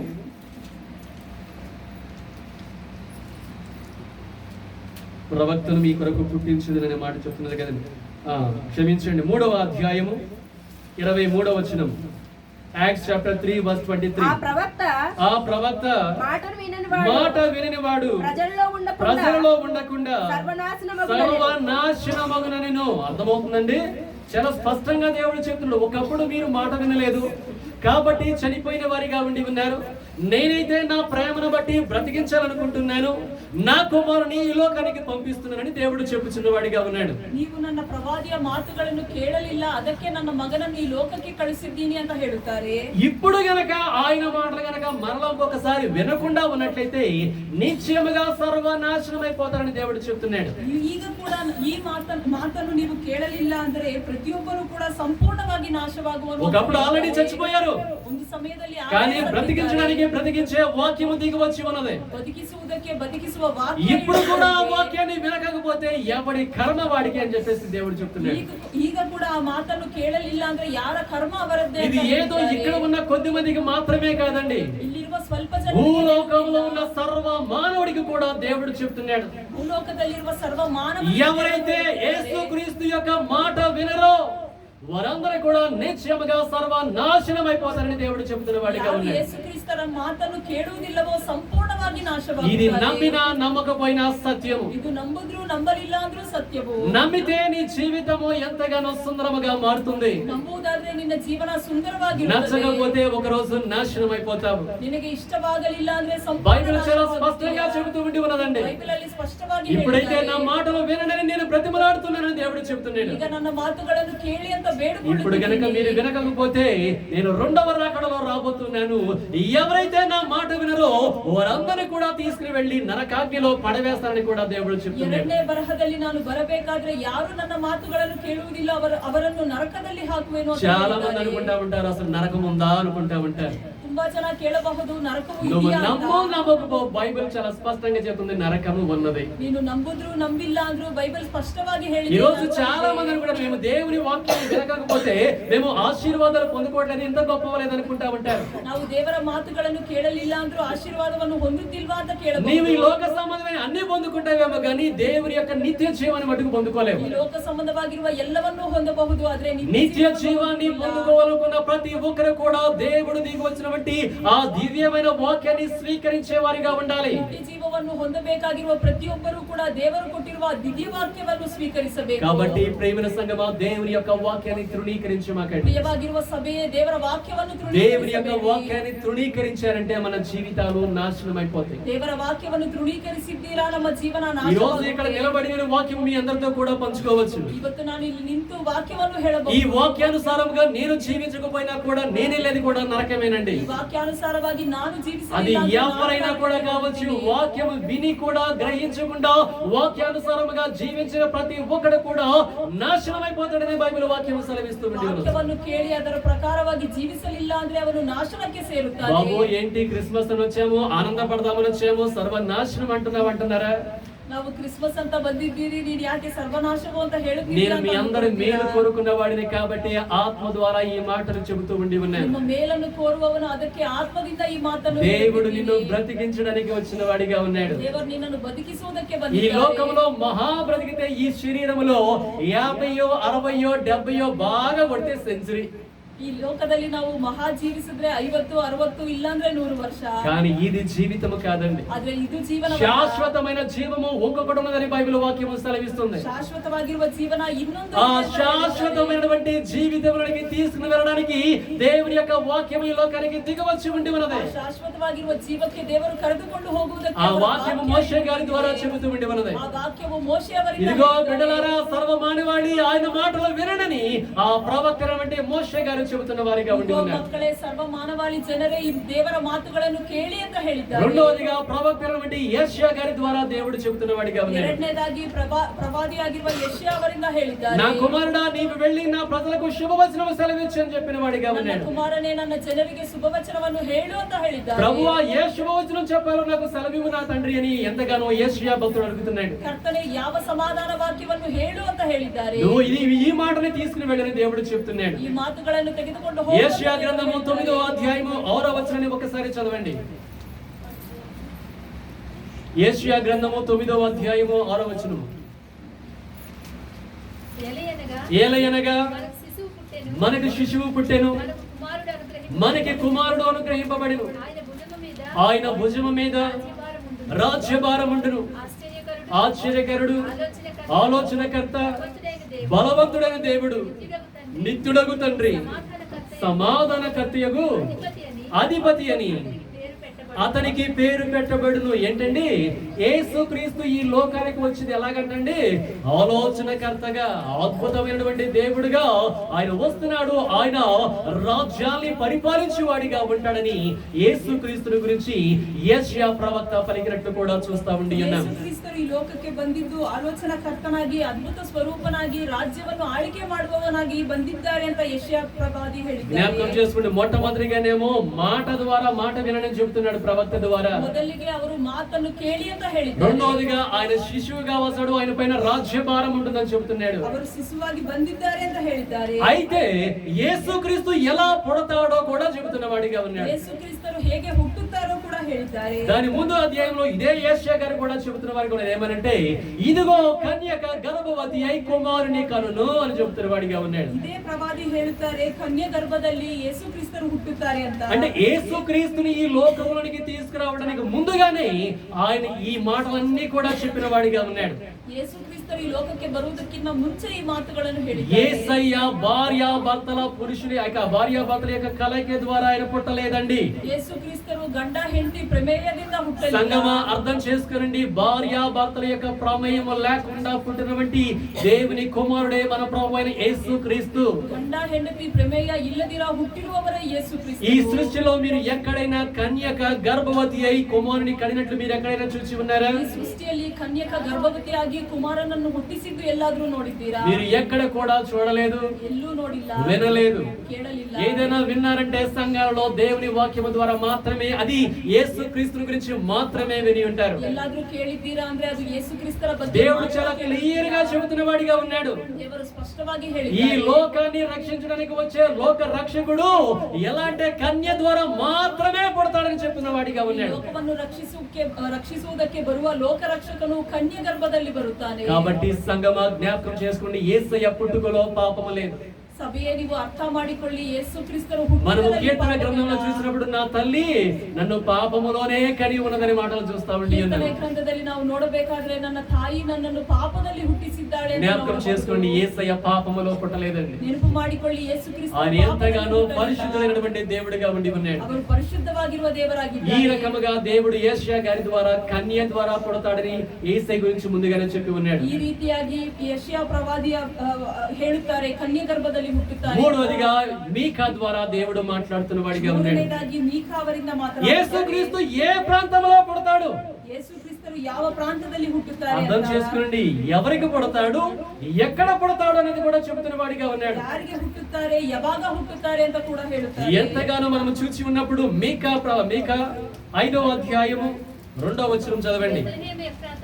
బెత్లెహేము ఎఫ్రాతా యోదావారి కుటుంబములలో నీవు స్వల్ప గ్రామమైనను నా కొరకు ఇశ్రాయేలును ఏలబోవాడు నీలో నుండి వచ్చి ఎక్కడ పుడతారండి? యేసయ్య బెత్లెహేములోనే పుడతాడు. అర్థం చేసుకోరండి. యేసుక్రీస్తు బెత్లెహేమినల్లే ಹುಟ್ಟುತ್ತಾರೆ. బెత్లెహేము అనే ఊరిలో పుడతాడు. బెత్లెహేము ಎಂಬುವ ಊರಿನಲ್ಲಿ ಹುಟ್ಟುತ್ತಾರೆ. కన్యకకు పుడతాడు.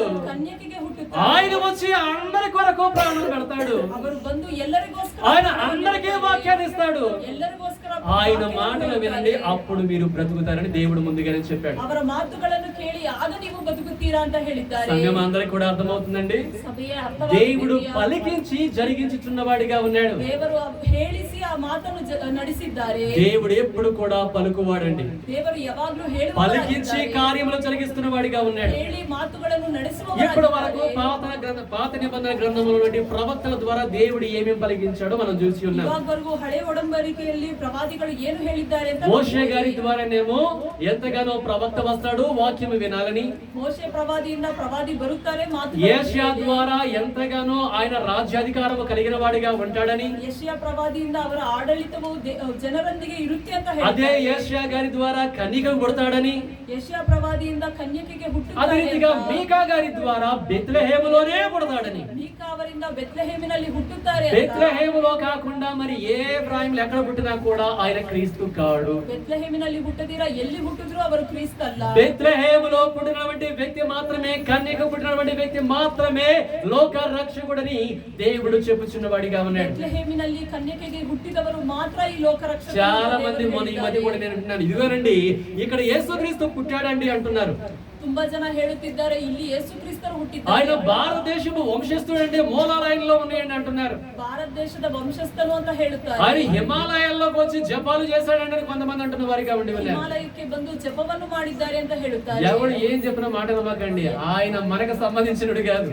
ಯಾರು ಏನು ಹೇಳಿದ್ರು ಆ ಮಾತನ್ನು ఆయన ಕೇಳಬೇಕು. ఇశ్రాయేలుకి సంబంధించినటువంటి దేవుడు. ಅವರು ఇశ్రాయేಲರಿಗೆ ఆ ಸಂಬಂಧಪಟ್ಟ దేవుడి నాడు ದೇವರು. మనకి దేవుడైన వాడిగా ಆ ఉన్నాడు. ದೇವರು ಇವತ್ತು ನಮ್ಮ ದೇವರಾಗಿದ್ದಾರೆ. ఆ ఇశ్రాయేల్ చరిత్ర అనేది మళ్ళీ డిఫరెంట్ గా ఉండదండి, తర్వాత ఇంకొక రోజు చెబుతాను.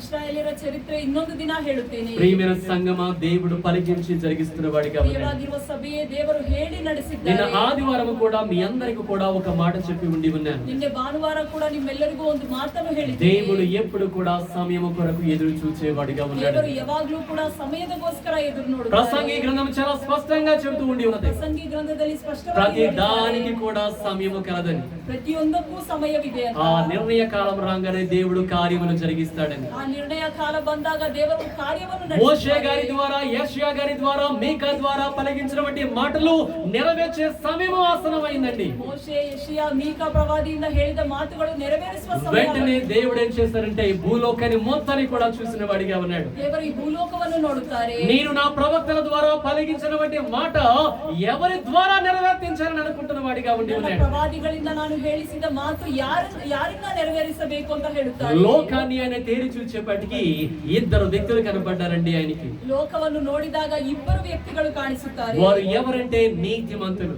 ಅವರಿಬ್ಬರು ನೀತಿ వారు ಉಳ್ಳವರು. ఎవరంటే పరిశుద్ధమైన జీవితాన్ని కలిగిన వారిగా ఉండి ఉన్నారు. ಪರಿಶುದ್ಧವಾಗಿ ನಡೆದುಕೊಂಡವರು. వారు ఎవరంటే మరియా గారు, యోసేపు గారండి. ಅವರು ಯಾರು ಅಂದ್ರೆ ಮರಿಯಳು, ಯೋಸೇಫು. అర్థమవుతుందండి, దేవుడు తాను పలికిన మాటని ఎవరి ద్వారా నేర్పించాలి, ఎవరు కన్యకగా, ఎవరు పరిశుద్ధంగా, ఎవరు నీతిగా ఉండాలని లోకాన్ని చూసినప్పుడు లోకంలో ఎంతో మంది స్త్రీలు కనపడ్డారు కానీ, కన్యకలు కనపడ్డారు కానీ ప్రత్యేకమైనదిగా, వారిలో ప్రత్యేకమైనదిగా మరియ గారు మాత్రమే దేవునికి కనపడ్డారు. ಕನ್ಯೆ ಗರ್ಭದಲ್ಲಿ ಹುಟ್ಟಿ ಬರುತ್ತಾರೆ ಅಂತ ಹೇಳಿದ ಮಾತು ಯಾರಲ್ಲಿ ನೆರವೇರಿಸಬೇಕು ಅಂತ ನೋಡಿದಾಗ ಮರಿಯಳು ದೇವರಿಗೆ ಕಾಣಿಸುತ್ತಾರೆ. సంగమ అర్థమవుతుందండి, దేవుని దృష్టికి ఒక వ్యక్తిని ఎన్నుకున్నారంటే అందరి కంటే భిన్నముగా వీళ్ళు ఉంటేనే దేవుడు వారిని దర్శించేవాడిగా ఉంటాడు. ದೇವರ ದೃಷ್ಟಿಯಲ್ಲಿ ಒಂದು ವ್ಯಕ್ತಿಯನ್ನು ಆಯ್ಕೆ ಮಾಡಿದ್ದಾರೆ ಅಂದ್ರೆ ಇನ್ನೊಬ್ಬರಿಗೆ ఆయన చూసినప్పుడు మరియ గారు కనపడ్డారండి. ಅವರು ನೋಡಿದಾಗ ಮರಿಯಳು నీతి మంతురాలుగా కనపడింది దేవుని దృష్టికి. ನೀತಿ ಉಳ್ಳವಳಾಗಿ పరిశుద్ధమైన జీవితాన్ని జీవిస్తూ ఉండి ఉన్నది. ಪರಿಶುದ್ಧವಾಗಿ ಜೀವಿಸಿದ್ದಾಳೆ. మోషే గారి ద్వారా,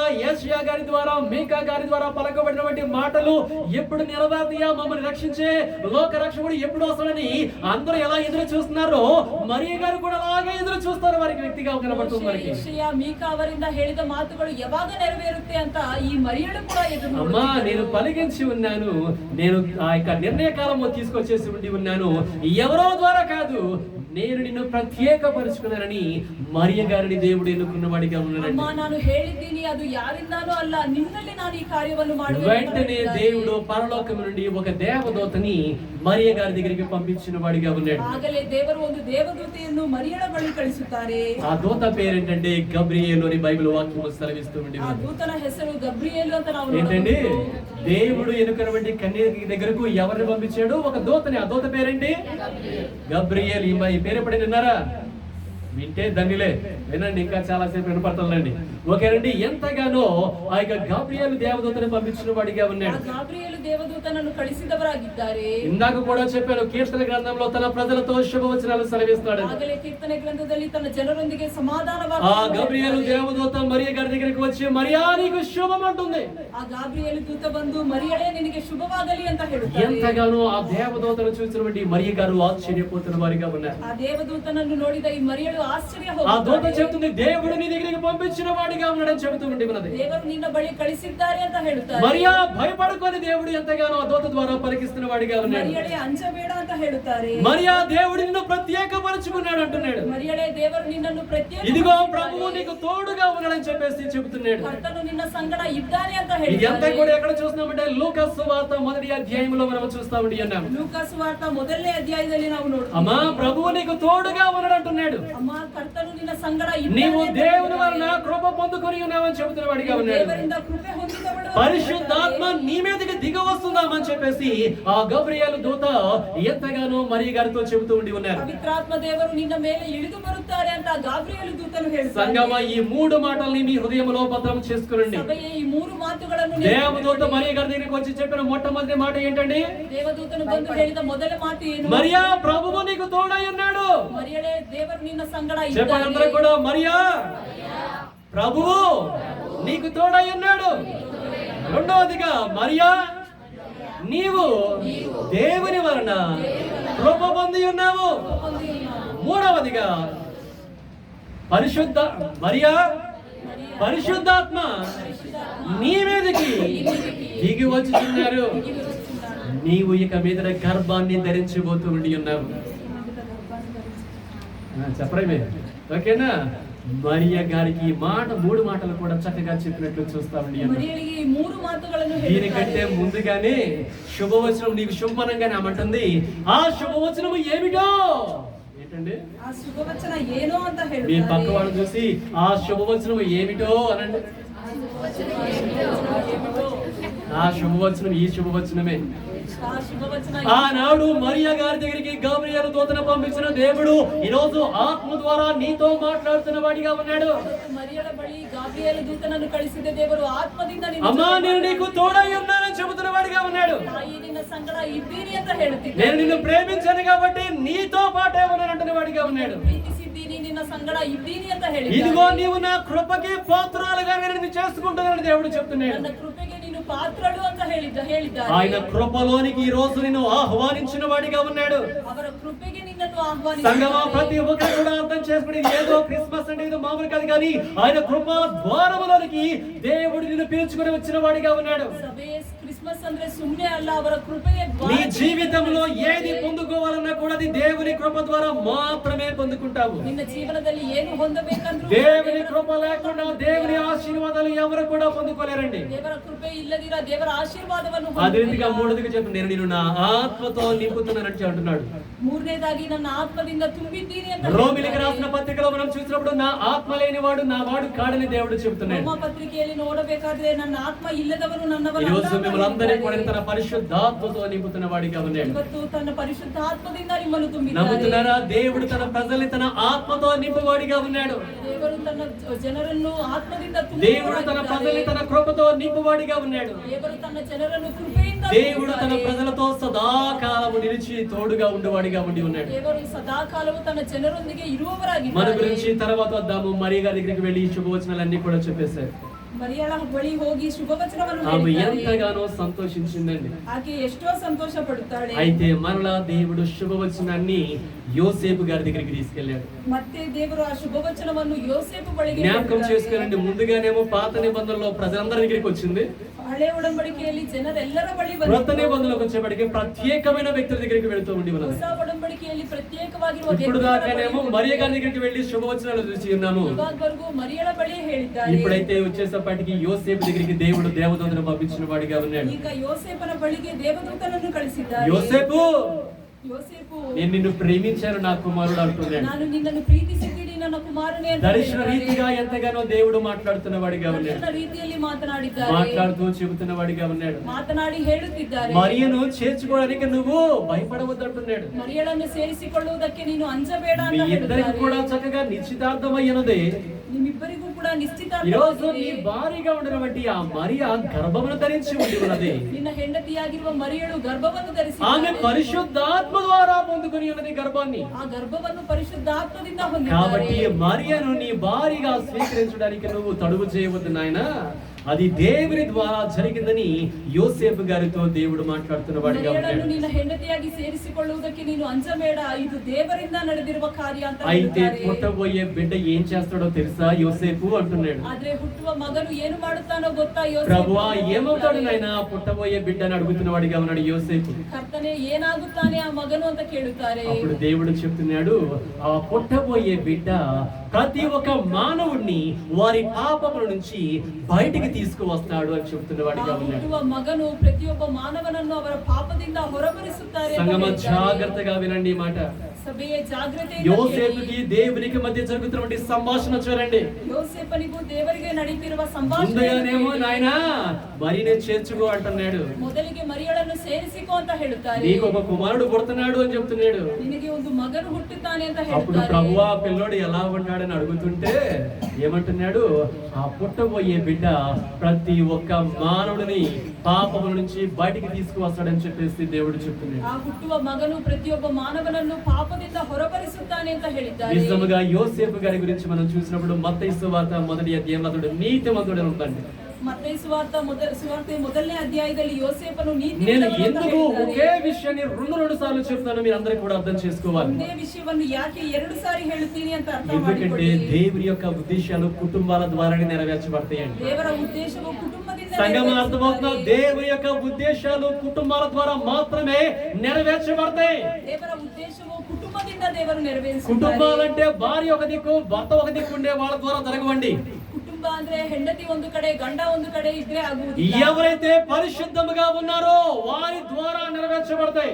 ಯಾರು ಪರಿಶುದ್ಧವಾಗಿದ್ದಾರೋ ಅವರೇ భార్య భర్తలు నీతిమంతులుగా ఉంటే నీ ద్వారా దేవుని యొక్క చిత్తము నెరవేర్చబడుతూ ఉండేవారదే. ಗಂಡ ಹೆಂಡತಿ ನೀತಿ ಉಳ್ಳವರಾಗಿದ್ದರೆ ನಿನ್ನಿಂದ ದೇವರ ಚಿತ್ತವು ನೆರವೇರಿಸುತ್ತದೆ. ఆనాడు మరియ గారు ఎంతగానో యోసేపు గారు నీతిమంతులుగా పరిశుద్ధులుగా ఉన్నారు కాబట్టి దేవుని యొక్క చిత్తము దేవుని యొక్క ఉద్దేశము మరియ గారి ద్వారా యోసేపు గారి ద్వారా నెరవేర్చబడినట్లు మనం చూస్తామండి అన్నాము. ಅವತ್ತು ಮರಿಯಳು ಯೋಸೇಫು ನೀತಿ ಉಳ್ಳವರಾಗಿದ್ದರು, ಅದಕ್ಕೆ ದೇವರ ಚಿತ್ತವು ಅವರಲ್ಲಿ వారు ನೆರವೇರಿಸಿತು. నీతిమంతులుగా ఉన్నారు కాబట్టి లోక రక్షకుడు వారి గర్భమున జన్మించిన వాడిగా ఉన్నాడు. ಅವರು ನೀತಿ ಉಳ್ಳವರಾಗಿದ್ದಾರೆ, ಅದಕ್ಕೆ ಲೋಕ ರಕ್ಷಕನು ಅವರ ఈ రోజు ಗರ್ಭದಲ್ಲಿ ఎంతమంది ಜನಿಸಿದ್ದಾರೆ. భార్యాభర్తలు ఇక్కడ ఉండి ఉన్నారు. ಎಷ್ಟು ಜನ ಗಂಡ ಹೆಂಡತಿ ಇಲ್ಲಿ ಇರಬಹುದು. నీవు నీ భార్యాభర్తలు ఇద్దరు కూడా పరిశుద్ధంగా ఉంటే దేవుడు నీ ద్వారా కూడా అద్భుతాలు జరిగించేవాడిగా ఉన్నాడు. ಗಂಡ ಹೆಂಡತಿ ಇಬ್ಬರು ಪರಿಶುದ್ಧವಾಗಿರುವುದಾದ್ರೆ ಅದ್ಭುತ ಕಾರ್ಯವನ್ನು ನಡೆಸುತ್ತಾರೆ. ఇది ఆత్మ ద్వారా మాత్రమే పలుకుతూ ఉండి ఉన్నాను. ಆತ್ಮದಿಂದ ಮಾತ್ರ నా ಹೇಳುತ್ತಿದ್ದಾರೆ. మాట అయితే వ్యర్థము కానీ దేవుని యొక్క ఆత్మ ద్వారా మాత్రమే మీతో మాట్లాడుతూ ఉన్నాను. ನನ್ನ ಮಾತುಗಳು ವ್ಯರ್ಥವಾದ್ರೆ ದೇವರ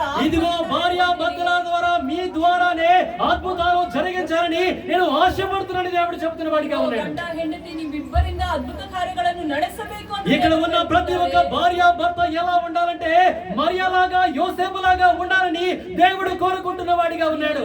ಗಂಡ ಹೆಂಡತಿ ಹೇಗೆ ಹೇಗಿರಬೇಕು ಅಂದ್ರೆ ಮರಿಯಳ ಹಾಗೆ ಯೋಸೇಫಿನ ಹಾಗೆ ಇರಬೇಕು. ఆనాడు ప్రారంభంలో మనం చూసినప్పుడు ఎంతగానో అబ్రహాము గారు శారా గారు దేవుని యొక్క మాటలకు లోబడ్డారు కాబట్టి వారి ద్వారా ఈ లోకం మొత్తం కూడా ఆశీర్వాదాలు పొందుకొని ఉన్నది. ಪ್ರಾರಂಭದಲ್ಲಿ ಅಬ್ರಹಾಮು ಶಾರಾಳು ದೇವರ ಮಾತಿಗೆ ಬಗ್ಗಿ ಇದ್ದರು, ಅದಕ್ಕೆ ಅವರು ಆಶೀರ್ವಾದವನ್ನು క్రొత్త నిబంధనలో చూసి ఉన్నప్పుడు అనేక మందికి లోకానికి లోకరక్షకుడైన వ్యక్తి ఎంతగానో ఆ భార్య భర్తల ద్వారా దేవుడు తీసుకొచ్చిన వాడిగా ಹೊಸ ఉన్నాడు. ಒಡಂಬಡಿಕೆಯಲ್ಲಿ ಗಂಡ ಹೆಂಡತಿ ಆಗಿರುವ ಇಬ್ಬರನ್ನು ದೇವರು ಎಷ್ಟು ಆಶೀರ್ವದಿಸಿದ್ದಾರೆ. మరి ఈ రోజు భార్య భర్తలు ఏ రకముగా ఉండి ఉన్నారు? ಇವತ್ತು ಗಂಡ ಹೆಂಡತಿ ಯಾವ పరిశుద్ధమైన జీవితాన్ని జీవిస్తున్నారా లేదా? ಪರಿಶುದ್ಧವಾಗಿರುವ ಜೀವನ నీతిగా బ్రతుకుతున్నారా లేదా? ನೀತಿ ಉಳ್ಳವರಾಗಿ దేవుని కొరకు ఎదురు చూస్తున్న వారిగా ఉన్నారా లేదా? ದೇವರಿಗೋಸ್ಕರ ಎದುರು ನೋಡುತ್ತೀರಾ? వాక్యానుసారమైన జీవితాన్ని జీవిస్తున్న వారిగా ఉన్నారా లేదా? ವಾಕ್ಯಾನುಸಾರವಾಗಿ ಜೀವಿಸುತ್ತಿದ್ದೀರಾ ಇಲ್ವಾ? క్రైస్తవులని పిలువబడే ప్రతి ఒక్క వ్యక్తి కూడా దేవుని యొక్క వాక్యానుసారముగా జీవించే వారిగా ఉండాలండి. ಕ್ರೈಸ್ತವನು ಅಂತ ಹೇಳಿಕೊಳ್ಳುವ ಪ್ರತಿ ಒಬ್ಬನೂ ಕೂಡ మనము బ్రతుకుతున్నామంటే వ్యర్థమైన బ్రతుకు బ్రతకకూడదు.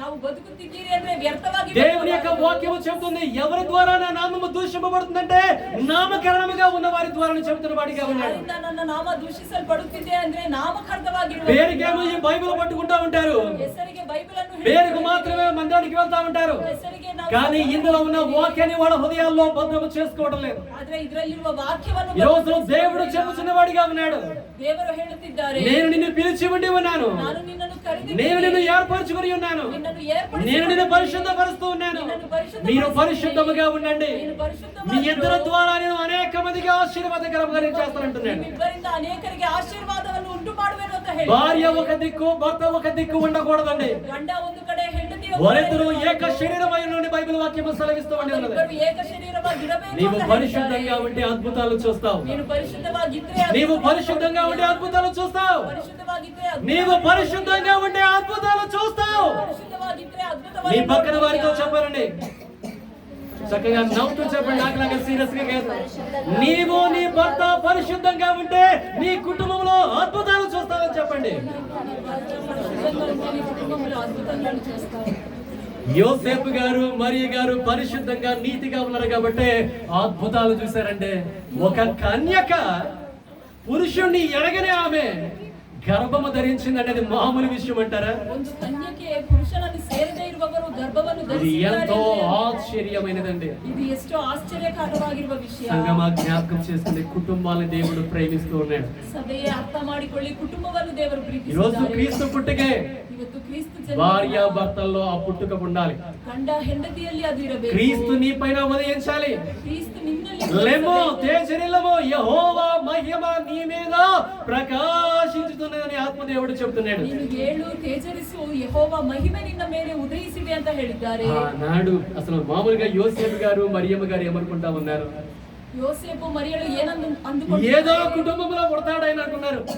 ಯಾವುದೋ ಕುಟುಂಬದಲ್ಲಿ ಹುಟ್ಟಿದ್ದಾರೆ ಅಂತ యోసేపు ಅಂದುಕೊಂಡಿದ್ದಾರೆ. ఏదో కుటుంబంలో కాదు, నేను నీ కుటుంబంలోనే పుడతానని అంటున్నాడు. ಯಾವುದೋ ಕುಟುಂಬದಲ್ಲಿ ಅಲ್ಲ, ನಿನ್ನ ಕುಟುಂಬದಲ್ಲಿ ಅಂತ ఇక్కడ ದೇವರು ఉన్న ಹೇಳಿದ್ದಾರೆ. చాలా మంది అంటారు కదా, వాళ్ళ కుటుంబాల్లో దేవుడు కార్యాలు చేస్తాడండి. ಇಲ್ಲಿರುವವರು ಹೇಳಬಹುದು, ಅವರ వాళ్ళ ಕುಟುಂಬದಲ್ಲಿ కుటుంబాల్లో ಕಾರ್ಯ చేసిన ಮಾಡುತ್ತಾರೆ. దేవుడు మీ కుటుంబంలో కార్యములు చేయడానికి సిద్ధముగా ఉన్నాడు. ಅವರ కుటుంబದಲ್ಲಿ ಮಾಡಿದ ದೇವರು ನಿನ್ನ ಕುಟುಂಬದಲ್ಲಿ కాబట్టి ಮಾಡುತ್ತಾರೆ. సంగమ పరిశుద్ధమైన జీవితాన్ని జీవించు. ಸಭೆಯೇ ಪರಿಶುದ್ಧವಾಗಿ ಜೀವಿಸಿ. నేను ప్రభువుని అడుగుతున్నప్పుడు, ప్రభువా నీ ప్రజలకు ఏ మాట చెప్పాలన్నప్పుడు దేవుడు నాకు ఇచ్చిన మాట ఇదేనండి. ಅಪ್ಪ, ನಿನ್ನ ಮಕ್ಕಳಿಗೆ ಯಾವ ವಾಕ್ಯವನ್ನು ಹೇಳಬೇಕು ಅಂದ್ರೆ ಈ ಮಾತು. ఆనాడు పరిశుద్ధంగా ఉన్నటువంటి యోసేపు గారిని మరియ గారిని దర్శించి వారి కుటుంబంలో అద్భుతాలు జరిగించినటువంటి నేను ఏ భార్యాభర్తలైతే కలిసిమెలిసి ఉంటారో వారి ద్వారా అద్భుతాలు జరిగిస్తానని చెబుతున్న వాడిగా ఉన్నాడు. ಅವತ್ತು ಮರಿಯಳು ಯೋಸೇಫು ಜೀವನದಲ್ಲಿ ಅದ್ಭುತವನ್ನು ಮಾಡಿದ ದೇವರು ಯಾವ ಗಂಡ ಹೆಂಡತಿ ಅದ್ಭುತವಾಗಿ ಇರುತ್ತಾರೋ ಅವರ ಜೀವನದಲ್ಲಿ ಅದ್ಭುತವನ್ನು అర్థమవుతుంది, ನಡೆಸುತ್ತಾರೆ. అప్పుడే ఆశీర్వాదం నువ్వు చూస్తావు. ಆಗಲೇ ಆಶೀರ್ವಾದವನ್ನು ನೋಡುತ್ತೀಯ. క్రైస్తవ కుటుంబాలు విడిపోతున్నాయండి, ಕ್ರೈಸ್ತವ ಕುಟುಂಬಗಳು ಬಿಟ್ಟು ఎందుకంటే వారి ಹೋಗುತ್ತಿದ್ದಾರೆ. మధ్య వాక్యము లేదు, ಯಾಕಂದ್ರೆ ಅವರಲ್ಲಿ ವಾಕ್ಯವಿಲ್ಲ, వారిలో దేవునికి స్థానం వాళ్ళు ఇవ్వలేదు. ಅವರಲ್ಲಿ ದೇವರಿಗೆ కాబట్టి ಸ್ಥಾನವನ್ನು విడిపోతున్న ಕೊಡಲಿಲ್ಲ. వారిగా ఉన్నారు, ఆశీర్వాదాలు చూడలేకపోతున్నారు. ಅದಕ್ಕೆ ಬಿಟ್ಟು ಹೋಗಿ ಆಶೀರ್ವಾದವನ್ನು ఎవరో ನೋಡುತ್ತೀಯ. గురించి మనకు అనవసరం, ಯಾರ ಬಗ್ಗೆ ನಮಗೆ నీతోనే దేవుడు చెబుతున్నాడు. ನಿನ್ನ ಜೊತೆ ದೇವರು ఓ భార్య, ಓ ಹೆಂಡತಿ, నీవు పరిశుద్ధంగా ఉండు. ನೀನು ಪರಿಶುದ್ಧವಾಗಿರು. ఓ భర్త, ಓ ಗಂಡ, నీవు పరిశుద్ధంగా ఉండు. ನೀನು మీ ಪರಿಶುದ್ಧವಾಗಿ ఇద్దరు కూడా పరిశుద్ధంగా ఉండండి. ನೀವಿಬ್ಬರು మీ ಪರಿಶುದ್ಧವಾಗಿ ఇద్దరు కూడా నా వాక్యం పైన ఆధారపడండి. ನೀವಿಬ್ಬರು ಕೂಡ ನನ್ನ వాక్ಯದ ಮೇಲೆ నేను మిమ్మల్ని ಆಧಾರಪಡಿ దీవించబోతున్నాను అంటున్నాడు. ನಿಮ್ಮನ್ನು ದೀವಿಸುವೆನು ಅಂತ ಹೇಳಿ మీరు అనేక మందికి ఆశీర్వాదకరముగా ఉండే విధముగా నేను చేస్తానని చెబుతున్న వాడిగా ఉన్నాడు. ಅನೇಕರಿಗೆ ಆಶೀರ್ವಾದಕರವಾಗಿರುವಂತೆ ಮಾಡುವೆನು ಅಂತ పరిశుద్ధమైన గ్రంథము ధర్మశాస్త్రములో మనం చూసినప్పుడు చూసినప్పుడు ఎంతగానో దేవుని యొక్క బలిపీఠంతో పాటు కేరుబులు కూడా మనం చూస్తామండి ఉన్నామండి. ಧರ್ಮಶಾಸ್ತ್ರದಲ್ಲಿ ನೋಡಬೇಕಾದ್ರೆ ದೇವರ ಮುಂಜೂಷದ ಜೊತೆ ನಾವು ಕೆರೂಬುಗಳನ್ನು జ్ఞాపకం చేసుకోండి, ఎంతగానో ఆ కరుణాపీఠము పైన 2 కేరుబులు ఒకదానికి ఒకటి ఎదురుగా ఉంటూ ఉన్నవి. ಆ ಕರುಣಾಪೀಠದ ಮೇಲೆ ಆ ಕೆರೂಬುಗಳು ಒಂದಕ್ಕೆ ಒಂದು ಎದುರಾಗಿರುತ್ತದೆ. జ్ఞాపకం చేసుకోండి, ఆత్మ ద్వారానే మీతో మాట్లాడుతూ ఉండి ఉన్నాను. ఆత్మದಿಂದ ನಿಮ್ಮ ಜೊತೆ మోషే గారి ద్వారా దేవుడు ఒక మాట సెలవిచ్చిన వాడిగా ఉన్నాడు. మోషే ಅವರಿಂದ ಒಂದು ಮಾತನ್ನು ಹೇಳಿದ. నాయనా, ఆ యొక్క మందసాన్ని నువ్వు ఎలా కలుగ చేయాలి, ಅಪ್ಪ ಮುಂಜೂಷವನ್ನು ಹೀಗೆ ನೀನು ಉಂಟು ಮಾಡಬೇಕು. దాని తర్వాత దానిపైన కరుణాపీఠం పైన 2 కేరూబులు ఒకదానికి ఒకటి ఎదురుగా ఉండాలి. ఆ కరుణాపీఠದ ಮೇಲೆ ಆ ಕೆರೂಬರು నువ్వు ఎప్పుడైతే ఆ మందసాన్ని ఆ కరుణాపీఠం పైన ఆ కేరూబుని అలా పెట్టి ఉన్నావో ఆ మధ్యలో నేను కూర్చుంటానని చెప్పిన వాడిగా ಆ ఉన్నాడు. ಮುಂಜೂಷವನ್ನು ಆ ಕರುಣಾಪೀಠವನ್ನು ಯಾವಾಗ ಇಡುತ್ತೀಯೋ ಆ ಮಧ್ಯದಲ್ಲಿ ನಾನು ఆ కరుణాపీఠము ఆ కేరూబుల మధ్య కూర్చుని దేవుడు తన ప్రజలతో మాట్లాడుతున్నట్టున్నాడు. ಆ కరుణాపీఠದ ಮೇಲೆ ಆ ಕೆರೂಬರ ಮಧ್ಯದಲ್ಲಿ ದೇವರು ఆ ಮಾತನಾಡಿದ್ದಾರೆ. కరుణాపీఠం పైన ఒక వైపు మరియ గారు ఉన్నారు, ಆ కరుణాపీఠದ ಮೇಲೆ ಒಂದು ಕಡೆ ಮರಿಯ ఇంకొక ಇದ್ದಾರೆ. వైపు యోసేపు గారు ఉన్నారు. ಇನ್ನೊಂದು కಡೆ ಯೋಸೇಫ వీరి ಇದ್ದಾರೆ. మధ్యలోనికి ఎవరు వచ్చారండి? ಇವರ ಮಧ್ಯಕ್ಕೆ ಯಾರು ಬಂದಿದ್ದಾರೆ? యేసయ్య దిగి వచ్చిన వాడిగా ఉన్నాడు. ಯೇಸು ಕ್ರಿಸ್ತರು ಇಳಿದು ಬಂದಿದ್ದಾರೆ. ఈ కరుణాపీఠము దీనిపైన ఈ కెరూబు నువ్వే అవ్వాలి. ಈ ಕರುಣಾಪೀಠದ ಮೇಲೆ ಕೆರೂಬು ನೀನೇ ఈ ಆಗಬೇಕು. కెరూబు నీ భర్తే అవ్వాలి. ಈ ಕೆರೂಬು ನಿನ್ನ ಗಂಡ ಆಗಬೇಕು. ఇద్దరు ఒకరికి ఎదురుగా ఉన్నట్లయితే దేవుడు మీ మధ్యలోనికి దిగి వస్తాడు. ನೀವು ಒಬ್ಬರಿಗೊಬ್ಬರು ಎದುರಾಗಿರುವುದಾದ್ರೆ అప్పుడే ದೇವರು నీ ನಿಮ್ಮ ಮಧ್ಯಕ್ಕೆ కుటుంబానికి ಬರುತ್ತಾರೆ. వెలుగు, ಆಗಲೇ ನಿನ್ನ ಕುಟುಂಬಕ್ಕೆ అప్పుడే ಬೆಳಕು. నీకు రక్షణ, ಆಗಲೇ ನಿನಗೆ అప్పుడే ರಕ್ಷಣೆ. నీకు నిత్య జీవము, ಆಗಲೇ ನಿನಗೆ ನಿತ್ಯ ಜೀವವು. అప్పుడే ఆయనతో పాటు సదాకాలము నీవు ఉంటావు. ಆಗಲೇ ನೀನು ಅವರ ಜೊತೆ ಸದಾಕಾಲ నేను ಇರುತ್ತೀಯ. చెప్తున్న మాటలు అర్థమవుతున్నాయండి.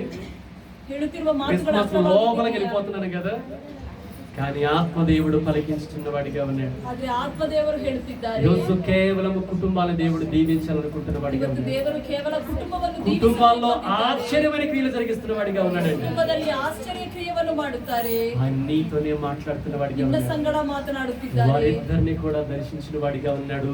ఎంతగానో జరిగిందంతా కూడా. ಅವರಿಬ್ಬರನ್ನು ದರ್ಶಿಸಿದ್ದಾರೆ. ఇప్పుడు మళ్ళీ దేవదూతని దేవుడు ఏం చేశారంటే గొర్రెల కాపరి దగ్గరికి పంపించాడు.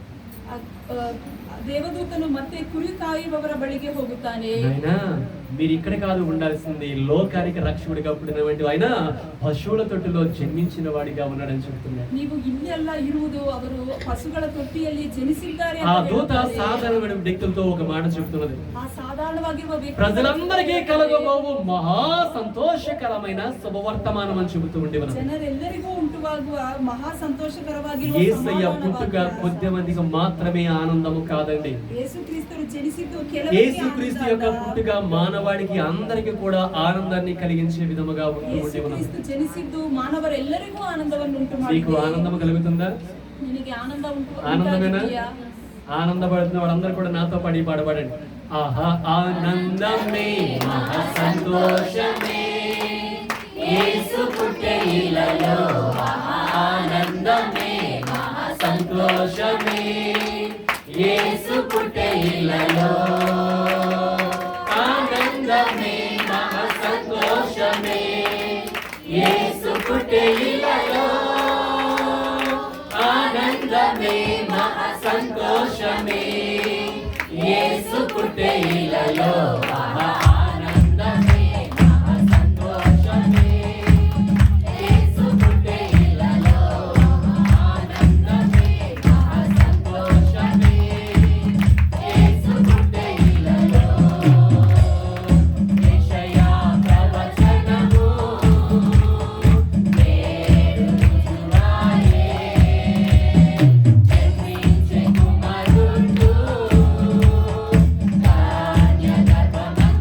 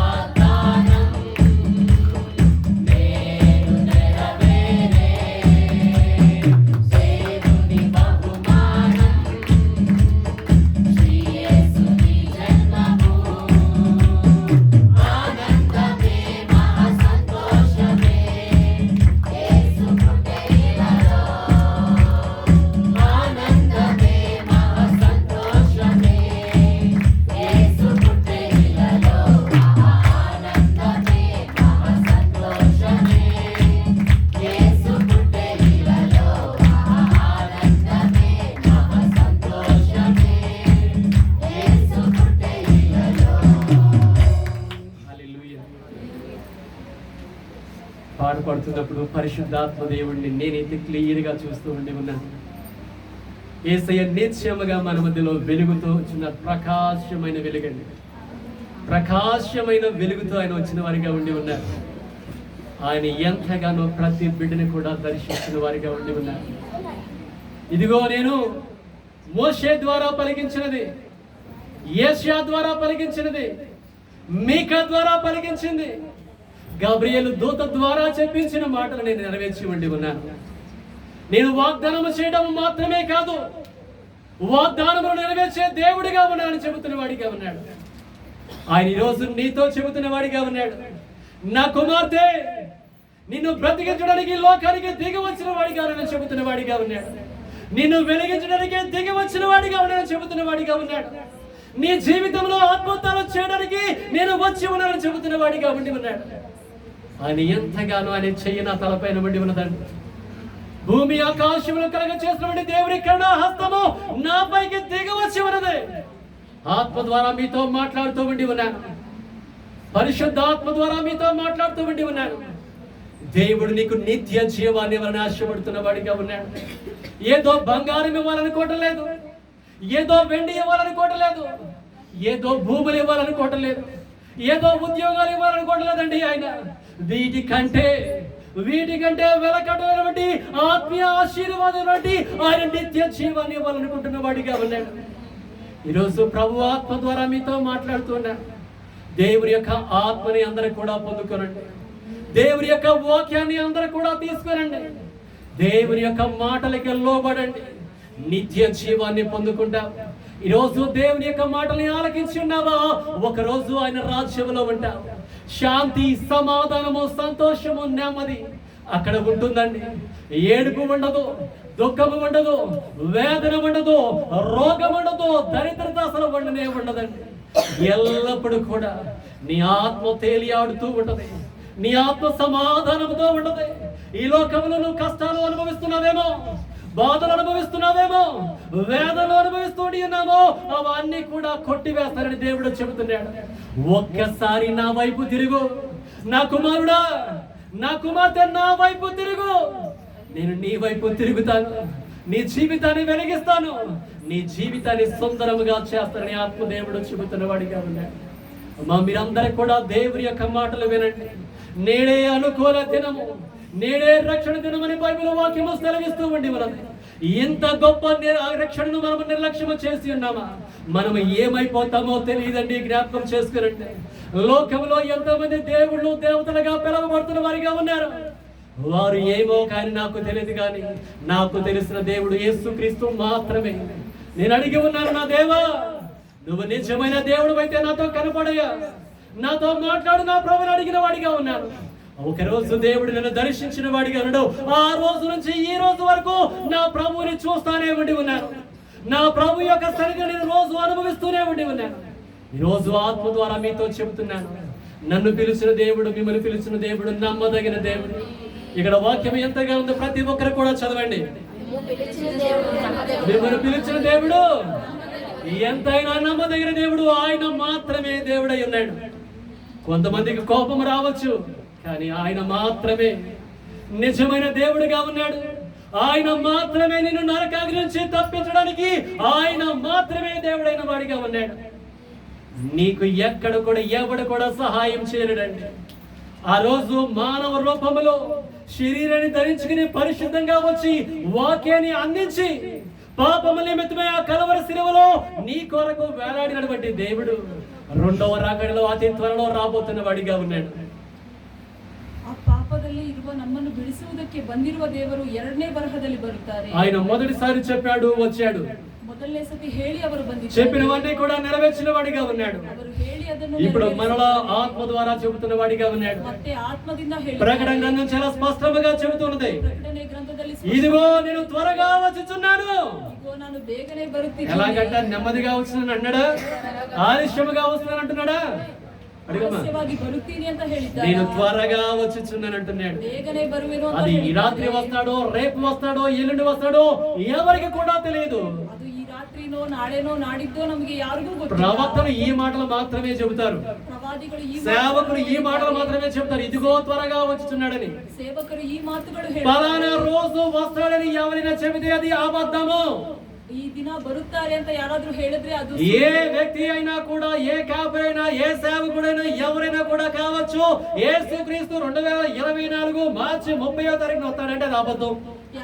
కురుబనాగిరಲಿ, ಯಾವ ಸೇವಕನಾಗಿರಲಿ, ದೇವರು ಈ ದಿನ ಬರುತ್ತಾರೆ. ఏ రోజు వస్తాడో ఎవరికి కూడా తెలియదు. ಯಾವ ದಿನ ಬರುತ್ತಾರೋ ಅದು ಯಾರಿಗೂ. ఆయన వచ్చే సమయానికి ఎవరైతే దేవుని వాక్యాన్ని వాళ్ళ హృదయాల్లో నింపుకుంటున్నారో, ಅವರು ಬರುವ ಸಮಯಕ್ಕೆ ಯಾರೆಲ್ಲ ದೇವರ ವಾಕ್ಯವನ್ನು ಅವರ ಹೃದಯದಲ್ಲಿ, ఆయన వచ్చే సమయానికి పరిశుద్ధముగా ఉన్నారో, ಅವರು ಬರುವ ಸಮಯಕ್ಕೆ ಯಾರೆಲ್ಲ ಪರಿಶುದ್ಧ, నీతిగా, న్యాయముగా, యథార్థముగా ఎవరైతే జీవిస్తూ ఉండి ఉన్నారో, ನೀತಿಯಾಗಿ, ನ್ಯಾಯವಾಗಿ, యథాರ್ಥವಾಗಿ ಯಾರು ಜೀವಿಸಿ, దేవుని రాకడ కొరకు ఎవరైతే ఎదురు చూస్తున్న వారిగా ఉన్నారో, ದೇವರ ಬರಹದಗೋಸ್ಕರ ಯಾರು ಎದುರು ನೋಡುತ್ತಾರೋ, వారందరినీ కూడా ఆయన మేఘాల పైన ఎక్కించుకుని తన రాజ్యానికి తీసుకుని వెళ్ళడానికి రాబోతున్న వారిగా ఉన్నాడు. ಅವರೆಲ್ಲರನ್ನೂ ಕೂಡ ತನ್ನ ಮೇಘದ ಮೇಲೆ ಹತ್ತಿಸಿಕೊಂಡು ತನ್ನ ರಾಜ್ಯಕ್ಕೆ ಕರೆದುಕೊಂಡು ఏంటయ్యా ಹೋಗುತ್ತಾನೆ. మేఘాల మీద వెళ్తామా అంటున్నారా? ಮೇಘದ ಮೇಲೆ ಹೋಗುತ್ತೀರಾ ಅಂತ ಹೇಳುತ್ತೀರಾ? అవును, నువ్వు విన్న మాట సత్యమే.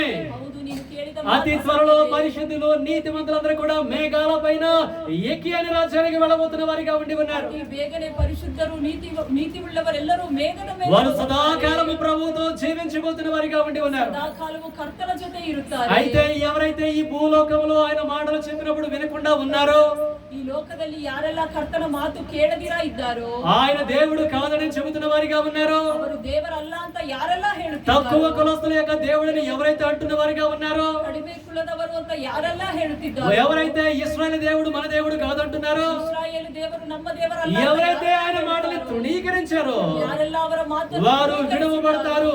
ಅವರೆಲ್ಲರನ್ನು ఆ విడువబడిన వారందరికీ కూడా ఒక తీర్పు అనేది ఉంటుంది. ಆ ಬಿಟ್ಟು ಹೋದವರಿಗೆ ತೀರ್ಪನ್ನು వారందరినీ కూడా ದೇವರು దేవుడు క్రమంలో నుంచి పెడతాడు. ಅವರೆಲ್ಲರಿಗೂ ಕ್ರಮದಲ್ಲಿ ఒక్కొక్కరిని పిలుస్తాడు.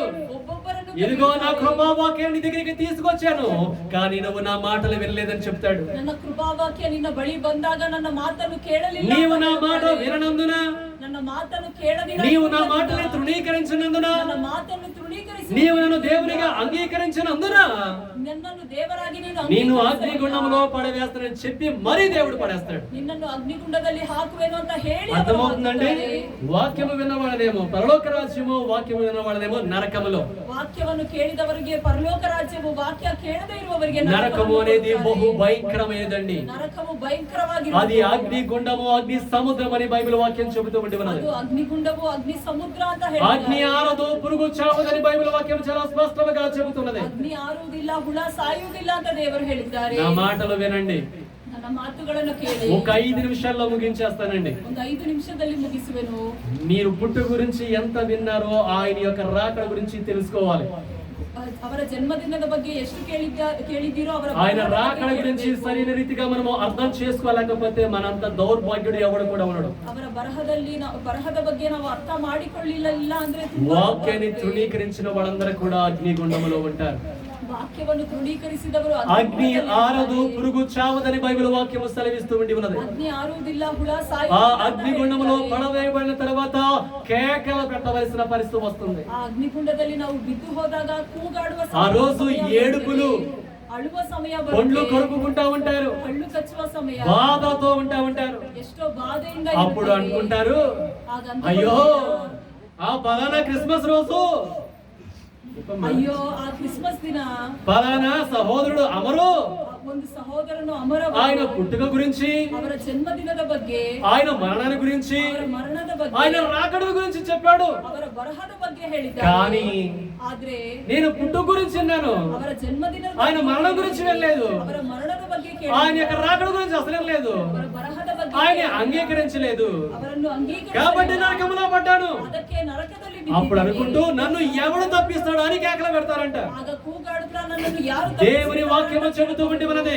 ದೇವರ ವಾಕ್ಯ ఆనాడు అగ్నిగుండం నుంచి తప్పించే నాదుడు ఒక్కడ కూడా ఉండడని బైబిల్ వాక్యం చెబుతూ ఉన్నది. ಆ ದಿನ ನಿಮ್ಮನ್ನು ತಪ್ಪಿಸುವ ನಾದನು ಒಬ್ಬನು ఈ రోజే యేసయ్యను నా దేవుడు వరిస్తే రక్షింపబడతావు. ಇವತ್ತು ಯೇಸು ಕ್ರಿಸ್ತನು ನನ್ನ ದೇವರು ಅಂತ ಹೇಳಿದ್ರೆ ರಕ್ಷಣೆ రాకుండా ಹೊಂದುತ್ತೀಯ. దూరముగా వెళ్ళిపోయావు, ఒకరోజు ఏడ్చినా ప్రయోజనం లేదు. ನೀನು ಹೋಗದಿರ ದೂರ ಹೋಗಿದ್ದೀಯಾ, ఎంత ఏడ్చినా ప్రయోజనం లేదు. ಎಷ್ಟು ಹತ್ರ ಪ್ರಯೋಜನ ಪ್ರಯೋಜನವಿಲ್ಲ.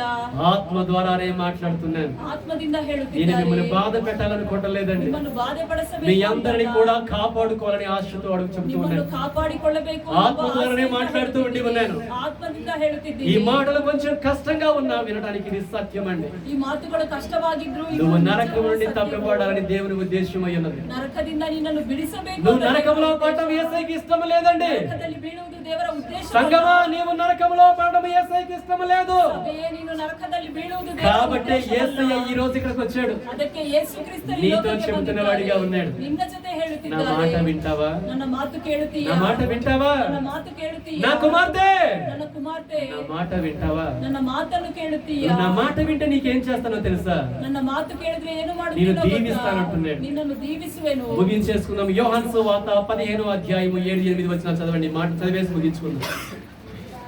యోహాను సువార్త 15వ అధ్యాయము 7-8 వచనాలు. Gospel according to John chapter 15 verse 7-8. నా యందు మీరును మీ యందు నా మాటలను నిలిచి ఉండిన యెడల మీకు ఏది ఇష్టమో అది అడుగుడి, అది మీకు అనుగ్రహింపబడును. యేసయ్య ఏమని చెప్తున్నారండి? నా బిడ్డలారా, వచ్చాను, చెబుతున్నాను నా మాటలు మీ హృదయంలో పెట్టుకోనండి. మీకు ఏది ఇష్టమో అడగండి, నేను ఇస్తానంటున్నాడు. ನನ್ನ ಮಕ್ಕಳೇ, ನನ್ನ ಮಾತುಗಳನ್ನು ನಿಮ್ಮ ಹೃದಯದಲ್ಲಿ ಇಟ್ಟುಕೊಂಡು ಯಾವುದು ಇಷ್ಟವೋ ಅದನ್ನು ಕೇಳಿ ಅಂತ సంగమార్థమంతా ಹೇಳಿದ್ದಾರೆ. వాక్యము నీ హృదయంలో ఉంటే నీకు ఏది ఇష్టమో అది ఇచ్చేస్తానంటండి దేవుడు. ಸಭೆಯೇ, ಅರ್ಥವಾಗುತ್ತಿದೆಯಾ? ಅವರ ವಾಕ್ಯ ನಿನ್ನ ಹೃದಯದಲ್ಲಿದ್ರೆ నేను జీసస్ లవ్ మినిస్ట్రీస్ తో అనేక సార్లు ఈ మాట చెప్పాను. జీసస్ లవ్ మినిస్ట్రీಯಲ್ಲಿ ಅನೇಕ ಬಾರಿ ఈ దేవుని యొక్క వాక్యము నీ హృదయంలో ఉన్నదా? ఇందులో ఉన్న ప్రతి ఆశీర్వాదము వస్తువు రూపంలో నీ కళ్ళ ముందు కనపడుతుంది. ಈ ದೇವರ ವಾಕ್ಯವು ನಿನ್ನ ಹೃದಯದಲ್ಲಿದೆಯಾ? ಪ್ರತಿ ಆಶೀರ್ವಾದವು ವಸ್ತು. నువ్వు ఏది అడిగితే అది దేవుడు చేస్తాడండి. ನೀನು ಯಾವುದು ಕೇಳಿದ್ರೆ ಅದನ್ನು ಕೊಡುತ್ತಾರೆ. నేనైతే ఆత్మ సంబంధముగా అనేకమైన వాటిని అడిగిన వాడిగా ఉన్నాను. ನಾನು ಆತ್ಮ ಸಂಬಂಧವಾಗಿ ಅನೇಕವಾದದ್ದನ್ನು దేవుడు ಕೇಳಿದ್ದೇನೆ. నన్ను పరిచర్యకు పిలిచిన వాడిగా ఉన్నాడు. ದೇವರು ನನ್ನನ್ನು ಪರಿಚರ್ಯೆಗೆ నా ಕರೆದಿದ್ದಾನೆ. కుమారుడు నా సేవకు రావాలని చెప్పిన వాడిగా ఉన్నాడు. ನನ್ನ ಕುಮಾರನೇ ನನ್ನ ಸೇವೆಗೆ ಬರಬೇಕು ಅಂತ ప్రభువా, ಹೇಳಿದ್ದಾನೆ. నువ్వు ఉచితంగా ఇస్తే నేను వస్తాను ప్రభు అన్నాను. ಅಪ್ಪ, ನೀನು ಉಚಿತವಾಗಿ ಕೊಟ್ರೆ ಬರ್ತೀನಿ ಅಂತ ఉచితంగా అంటే సేవ ಹೇಳಿದ್ದಾನೆ. ఉచితమే. ಸೇವೆ నాకు ಉಚಿತವೇ. మందిరం ఉచితంగా కావాలి ప్రభు అని అడిగాను. ಸಭೆ ಉಚಿತವಾಗಿ ಕೊಡಬೇಕು ಅಂತ నేను నా ಕೇಳಿದ್ದೀನಿ. చదువుని పక్కన నా ఉద్యోగాలు ఇవన్నీ కూడా పక్కన పెట్టేసి వస్తాను కదయ్యా, కాబట్టి నాకు ఉచితముగా మందిరం ఇవ్వు అని చెప్పేసి అడిగాను. ನನ್ನ ಓದು ಉದ್ಯೋಗವನ್ನು ಪಕ್ಕಕ್ಕಿಟ್ಟು ಬರುತ್ತೀನಿ, ನನಗೆ ಉಚಿತವಾಗಿ ಸಭೆಯನ್ನು ప్రార్థన ಕೊಡು ಅಂತ ఆలకించిన ಕೇಳಿದ್ದೀನಿ. దేవుడు నాకు ఈ మందిరాన్ని ఉచితముగా ఇచ్చిన వాడిగా ఉన్నాడు. ಪ್ರಾರ್ಥನೆಯನ್ನು ಕೇಳಿದ ದೇವರು ಈ ಸಭೆಯನ್ನು ಉಚಿತವಾಗಿ ఇవి ಕೊಟ್ಟಿದ್ದಾರೆ. మాత్రమే కాదండి, నేను అడిగి అనేకమైన వాటిని పొందుకుని ఉన్నాను. ಇದಷ್ಟೇ ಅಲ್ಲ, ಅನೇಕವಾದದ್ದನ್ನು నేను ಹೊಂದಿದ್ದೀನಿ. ఇప్పటికి కూడా ధైర్యముగా దేవుని బలిపీఠం దగ్గర నుంచి చెప్తానండి, ದೇವರ ಮುಂಜೂಷದ ಹತ್ರ ನಿಂತು ಹೇಳ್ತೀನಿ ಧೈರ್ಯ. అయ్యా నాకు అది ఇవ్వు ఇది ఇవ్వని లోక సంబంధమైనది నేను అడిగేది ఉండదండి ఎక్కువగా. ಅಪ್ಪ, ಅದು ಕೊಡು ಇದು ಕೊಡು ಅಂತ ಲೋಕ ಸಂಬಂಧವಾಗಿ ఒకవేళ ಕೇಳಿಲ್ಲ. అడిగానంటే అది భయంకరమైన క్లిష్టమైన పరిస్థితి తప్పితే అడగను. ಅದು ಕೇಳಿದ್ದೀನಿ ಅಂದ್ರೆ ಭಯಂಕರವಾಗಿರುವ ಕಷ್ಟ ಪರಿಸ್ಥಿತಿ నాకు నువ్వే ಪರಿಸ್ಥಿತಿಯಲ್ಲಿ కావాలి నా ಕೇಳ್ತೀನಿ. ప్రభు అని అడుగుతాను. ಅಪ್ಪ, ನನಗೆ ನೀನೇ ಬೇಕು ಅಂತ ಕೇಳ್ತೀನಿ. ఆయన ఎప్పుడు కూడా నాతో పాటు ఉన్నాడండి. ಅವರು ಯಾವಾಗ್ಲೂ ನನ್ನ ಸಂಗಡ ఇప్పుడు ಇದ್ದಾರೆ. కూడా నాతో పాటు ఉన్నాడు. ಈಗಲೂ ನನ್ನ ಸಂಗಡ కాసేపు ಇದ್ದಾರೆ. ఇలాగ ఇక్కడే నుంచుంటే నేను కళ్ళంట నీళ్ళు కూడా కాచేస్తాను. ಸ್ವಲ್ಪ ಹೊತ್ತು ಇಲ್ಲೇ ನಿಂತ್ರೆ ನಾನು ಅಳುತ್ತೀನಿ ಕೂಡ. మీకు వినడానికి ఇదిగా ఉంది, కానీ పరిశుద్ధాత్మ దేవుడు నా తలంతా కూడా నిమురుతూ ఉన్నారండి. ನಿಮ್ಗೆ ಕೇಳುವುದಕ್ಕೆ ಒಂದು ರೀತಿಯಾಗಿರಬಹುದು. నా తలపై ಪರಿಶುದ್ಧಾತ್ಮ నుంచి ದೇವರು అలాగే ಇದ್ದಾರೆ. చూస్తా ఉన్నాను నేనైతే. ನಾನು ಹಾಗೆ ನೋಡುತ್ತಿದ್ದೀನಿ. ఈరోజు దేవుడు చెప్పు నింపుకో అంటున్నాడు. ದೇವರು ಹೇಳುತ್ತಿದ್ದಾರೆ ತುಂಬಿಕೋ ಅಂತ. కొంతమంది నిన్ను అంటున్నారు, మా పాస్టర్ గారు ప్రైజ్ ఇస్తారు, పెద్ద పెద్ద సంచులు వేసుకురావాలంటున్నారు. ನಮ್ಮ ಪಾಸ್ಟರ್ ಅವರು ಪ್ರೈಸ್ ಕೊಡುತ್ತಾರೆ, ದೊಡ್ಡ ಸಂಚಿಯನ್ನು ತರಬೇಕಾ ಅಂತ ಕೇಳಿದ್ರು. చూసినాము ఒక ఆమె ఏమంటుందంటే, చిన్న సంచి చాలక్క చెల్లి అంటున్నారు. ನೋಡಿದವರು ಚಿಕ್ಕದು ಸಾಕು ಅಂತ ಹೇಳಿದ್ರು. మీ పాస్టర్ గారు ఇచ్చే ప్రైజ్లు చిన్న చిన్నయే కావచ్చు, ನಿಮ್ಮ ಪಾಸ್ಟರ್ ಅವರು ಕೊಡುವುದು కానీ ಚಿಕ್ಕದಾಗಿ, నాలో ఉన్న దేవుడు ఇచ్చినటువంటి వాక్యము అమూల్యమైనది. ಆದ್ರೆ ನನ್ನಲ್ಲಿರುವ ದೇವರು ಕೊಡುವ ವಾಕ್ಯವು ಅಮೂಲ್ಯವಾದದ್ದು. ఇది నీ గుండెల నిండా నింపుకుని వెళ్ళి ఒక్కసారి. ಇದು ನಿನ್ನ ಹೃದಯದ ತುಂಬಾ ತುಂಬಿಸಿಕೊಂಡು ಸಮಾಧಾನ, సమాధానముతో ఉంటావు, ಸಮಾಧಾನದಿಂದ ಇರುತ್ತೀಯ. సంతోషముతో ఉంటావు, ಸಂತೋಷದಿಂದ నెమ్మదితో ಇರುತ್ತೀಯ. ఉంటావు, ನೆಮ್ಮದಿಯಿಂದ ప్రభుతో ಇರುತ್ತೀಯ. పాటే ఉంటావండి. ಕರ್ತನ ಜೊತೆ ప్రతి ಇರುತ್ತೀಯ. ఒక్కరు కూడా కన్నులు మూసుకుని ప్రార్థన చేద్దాం. ఒక్కసారి యేసయ్యా నా జీవితంలోకి రాయా, లోకానికి వచ్చావు కదా నాలోనికి రాను కదా. ప్రతి ఒక్కరు కూడా కన్నులు మూసుకునండి. మా ప్రియ పరలోకపు తండ్రి, జీవము కలిగిన యేసయ్య, మీ పాదములకు వందనాలు నా ನಮ್ಮ తండ్రి. ಪ್ರಿಯ ಪರಲೋಕದ ತಂದೆಯೇ, ಜೀವವುಳ್ಳ ತಂದೆಯೇ, ನಿನ್ನ ಪಾದಕ್ಕೆ ಸ್ತೋತ್ರಗಳು ಕರ್ತನೇ. మీరు ఎంతైనా నమ్మదగిన దేవుడుగా మీరు ఉండి ఉన్నారయ్యా. ಎಷ್ಟಾದರೂ ನಂಬಿಗಸ್ತರಾಗಿರುವ అయ్యా, మీరు ఎప్పుడు కూడా నీ ప్రజలతో శుభవచనాలు సెలవిస్తున్న వారిగా ఉండి ఉన్నారు. ನಿನ್ನ ಜನರೊಂದಿಗೆ ಶುಭವಚನವನ್ನು ಹೇಳುವವರು, ఆనాడు ప్రవక్తల ద్వారా శుభవచనాలు పలికించి ఉన్నారు. ಪ್ರವಾದಿಗಳಿಂದ ಶುಭವಚನವನ್ನು అయ్యా, ಹೇಳುವವರು, దేవదూతల ద్వారా శుభవచనాలు పలికించిన వారిగా ఉన్నారు. ನಿನ್ನ ಸಮಾಧಾನ ವಾಕ್ಯವನ್ನು ఈనాడు ಹೇಳುವವರು, ఆత్మ ద్వారా శుభవచనాలు పలుకుతున్న వారిగా ఉండి ఉన్నారు. ಆತ್ಮದಿಂದ ಸಮಾಧಾನ ವಾಕ್ಯವನ್ನು అయ్యా, ಹೇಳುವವರು, మీరు ఏది పలుకుతున్న వారిగా ఉన్నారో ఆ పలికిన మాటలన్నీ కూడా నెరవేరుస్తున్న వారిగా ఉండి ఉన్నారు. ಯಾವುದನ್ನೆಲ್ಲ ಹೇಳಿದ್ದೀರೋ ಅದನ್ನು ನೆರವೇರಿಸಿದ್ದೀರಾ. అయ్యా, మీరు వాగ్దానం చేసిన దేవుడు, నమ్మదగిన దేవుడు. ಅಪ್ಪಾ, ನೀವು ವಾಗ್ದಾನ ಮಾಡಿದ ದೇವರು ನಂಬಿಗಸ್ತರು. ఈ రోజు మీరు మాకు ఇచ్చిన మాటలను బట్టి నీకు వందనాలు నా ప్రభువా. ಕೊಟ್ಟಿದ್ದ మాತುಗಳಿಗಾಗಿ ವಂದನೆಗಳು. అయ్యా, నన్ను ప్రభువా వెలుగులోనికి తీసుకురావడానికి వచ్చానని చెబుతున్నావు. ಅಪ್ಪಾ, ಬೆಳಕಿಗೆ ತರುವುದಕ್ಕೆ ಬಂದಿದ್ದೀರಾ. అయ్యా, మరణంలోంచి జీవములోనికి తీసుకురావడానికి వచ్చానంటున్నావు. ಮರಣದಿಂದ ಜೀವಕ್ಕೆ ಕರೆದಿದ್ದೀನಿ ಅಂತ ఈ ಹೇಳಿದ್ದೀರಾ. భూలోకం నుండి నా ప్రభువా పరలోకమికి తీసుకురావడానికి దిగి వచ్చానని చెబుతున్నావు. ಭೂಲೋಕದಿಂದ ಪರಲೋಕಕ್ಕೆ ಕರೆದುಕೊಂಡು ಹೋಗುವುದಕ್ಕೆ ಬಂದಿದ್ದೀನಿ ಅಂತ ಹೇಳಿದ್ದೀರಾ. అయ్యా, నువ్వు ఏ ఉద్దేశాన్ని బట్టి నా ప్రభు ఈ మాటలు ఇచ్చి ఉన్నావో నీ చిత్తం మొత్తం కూడా నెరవేర్చి పెట్టగలను మలుచుకో నా ప్రభు. ಅಪ್ಪಾ, ಯಾವ ಉದ್ದೇಶದಿಂದ ಈ ಮಾತುಗಳನ್ನು ಕೊಟ್ಟಿದ್ದೀಯೋ ನಿನ್ನ ಚಿತ್ತವನ್ನು ನೆರವೇರಿಸುವಂತೆ ಮಾಡು. ఆనాడు యోసేపు గారి ద్వారా, మరియ గారి ద్వారా మీ చిత్తాన్ని నెరవేర్చిన వారిగా ఉన్నారు. ಅಪ್ಪಾ, ಮತ್ತು ಯೋಸೇಫ್ ಅವರಿಂದ ಮರಿಯಳಿಂದ ನಿನ್ನ ಚಿತ್ತವನ್ನು ನೆರವೇರಿಸಿದ್ದೀಯಾ. ఏ రకముగా కుటుంబాన్ని మీరు ఎన్నుకున్న వారిగా ఉన్నారు. ಈ ರೀತಿಯಾಗಿ ಕುಟುಂಬವನ್ನು ಆಯ್ಕೆ అదే ಮಾಡಿ రీతిగా ఇక్కడ ఉన్న ప్రతి భార్య భర్తలు మీ చేతులుగా అప్పచెప్తున్నాను నా ప్రభు. ಪ್ರತಿ ಗಂಡ ಹೆಂಡತಿಯನ್ನು ನಿನ್ನ ಕೈಗೆ ಒಪ್ಪಿಸುತ್ತಿದ್ದೇನೆ. ప్రతి బిడ్డని కూడా మీ ఆత్మతో నింపమని వేడుకుంటూ ఉన్నాను. ಪ್ರತಿಯೊಬ್ಬರನ್ನು ನಿನ್ನ ಆತ್ಮದಿಂದ ತುಂಬಿರಿ ಕರ್ತನೇ. దేవా, నీ దాసునిగా వేడుకుంటూ ఉన్నానయ్యా. ಅಪ್ಪಾ, ನಿನ್ನ ದಾಸನಾಗಿ ಕೇಳುತ್ತಿದ್ದೇನೆ. అయ్యా, నీ పాదాల చెంత వేడుకుంటూ ఉన్నాను. ಅಪ್ಪಾ, ನಿನ್ನ ಪಾದದ ಹತ್ರ ಕೇಳುತ್ತಿದ್ದೇನೆ. ఇక్కడ ఉన్న ప్రతి కుటుంబాన్ని దర్శించండి. ಅಪ್ಪಾ, ಇಲ್ಲಿರುವ ಪ್ರತಿಯೊಂದು ಕುಟುಂಬವನ್ನು భార్యాభర్తల మధ్య నీ ప్రేమను ఉంచండి. ಗಂಡ ಹೆಂಡತಿಯ ಮಧ್ಯದಲ್ಲಿ ಪ್ರೀತಿಯನ್ನು యోసేపు గారిలో, మరియ గారిలో కనిపించినటువంటి నీతి, పరిశుద్ధత ఈ భార్యాభర్తల్లో కనిపించే విధముగా అన్ని మార్గములు సరళము చేయమని వేడుకుంటూ ఉన్నాను. ಯೋಸೇಫಲ್ಲಿ ಮರಿಯಳಲ್ಲಿ ಕಾಣಿಸಿದ ನೀತಿ ಪರಿಶುದ್ಧತೆ ಈ ಗಂಡ ಹೆಂಡತಿಯಲ್ಲಿ ಕಾಣಿಸಲಿ ಕರ್ತನೇ. అయ్యా,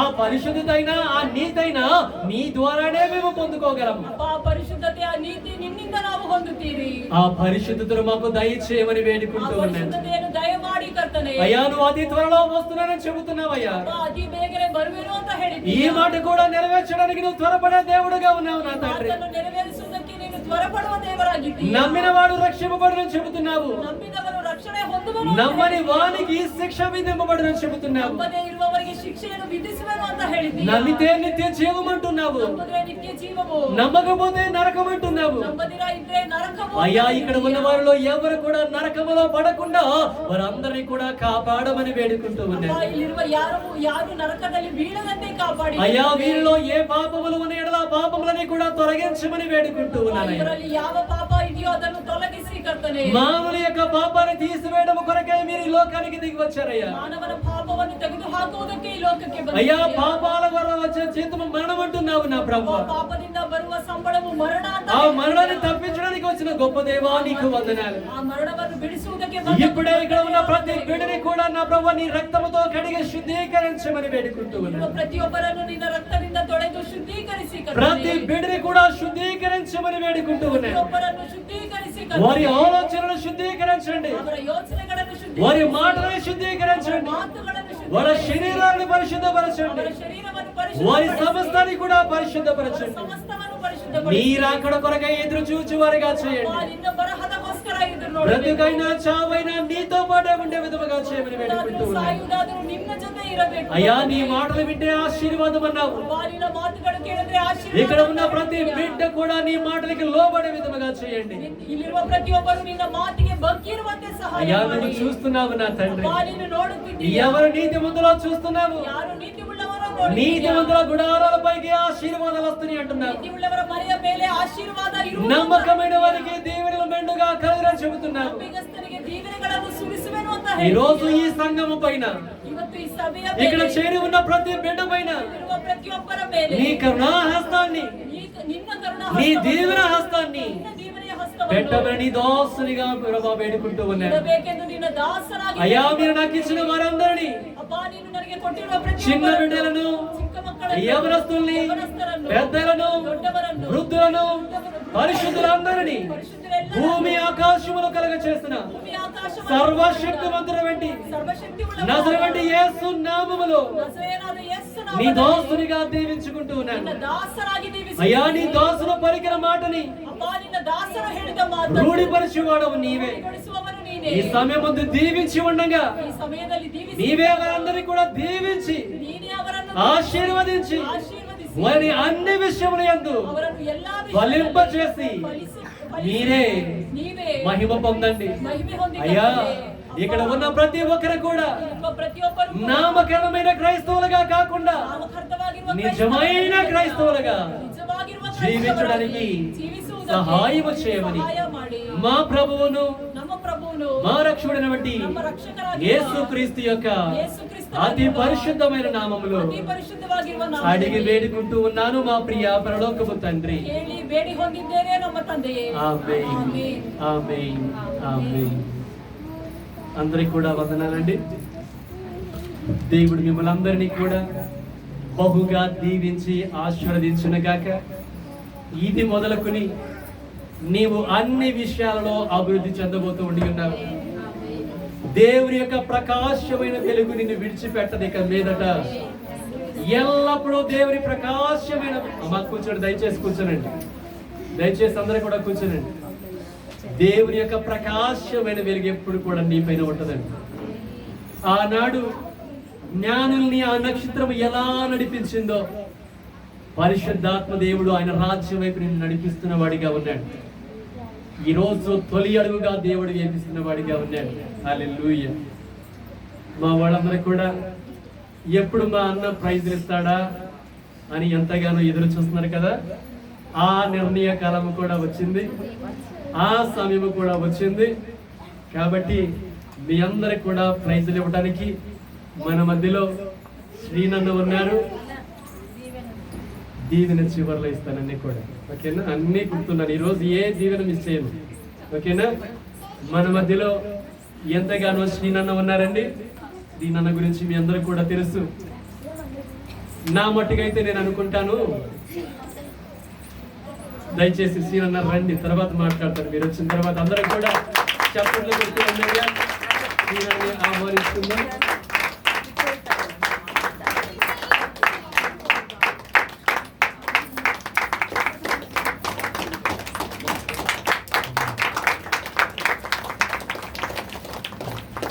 రెండు మాటలు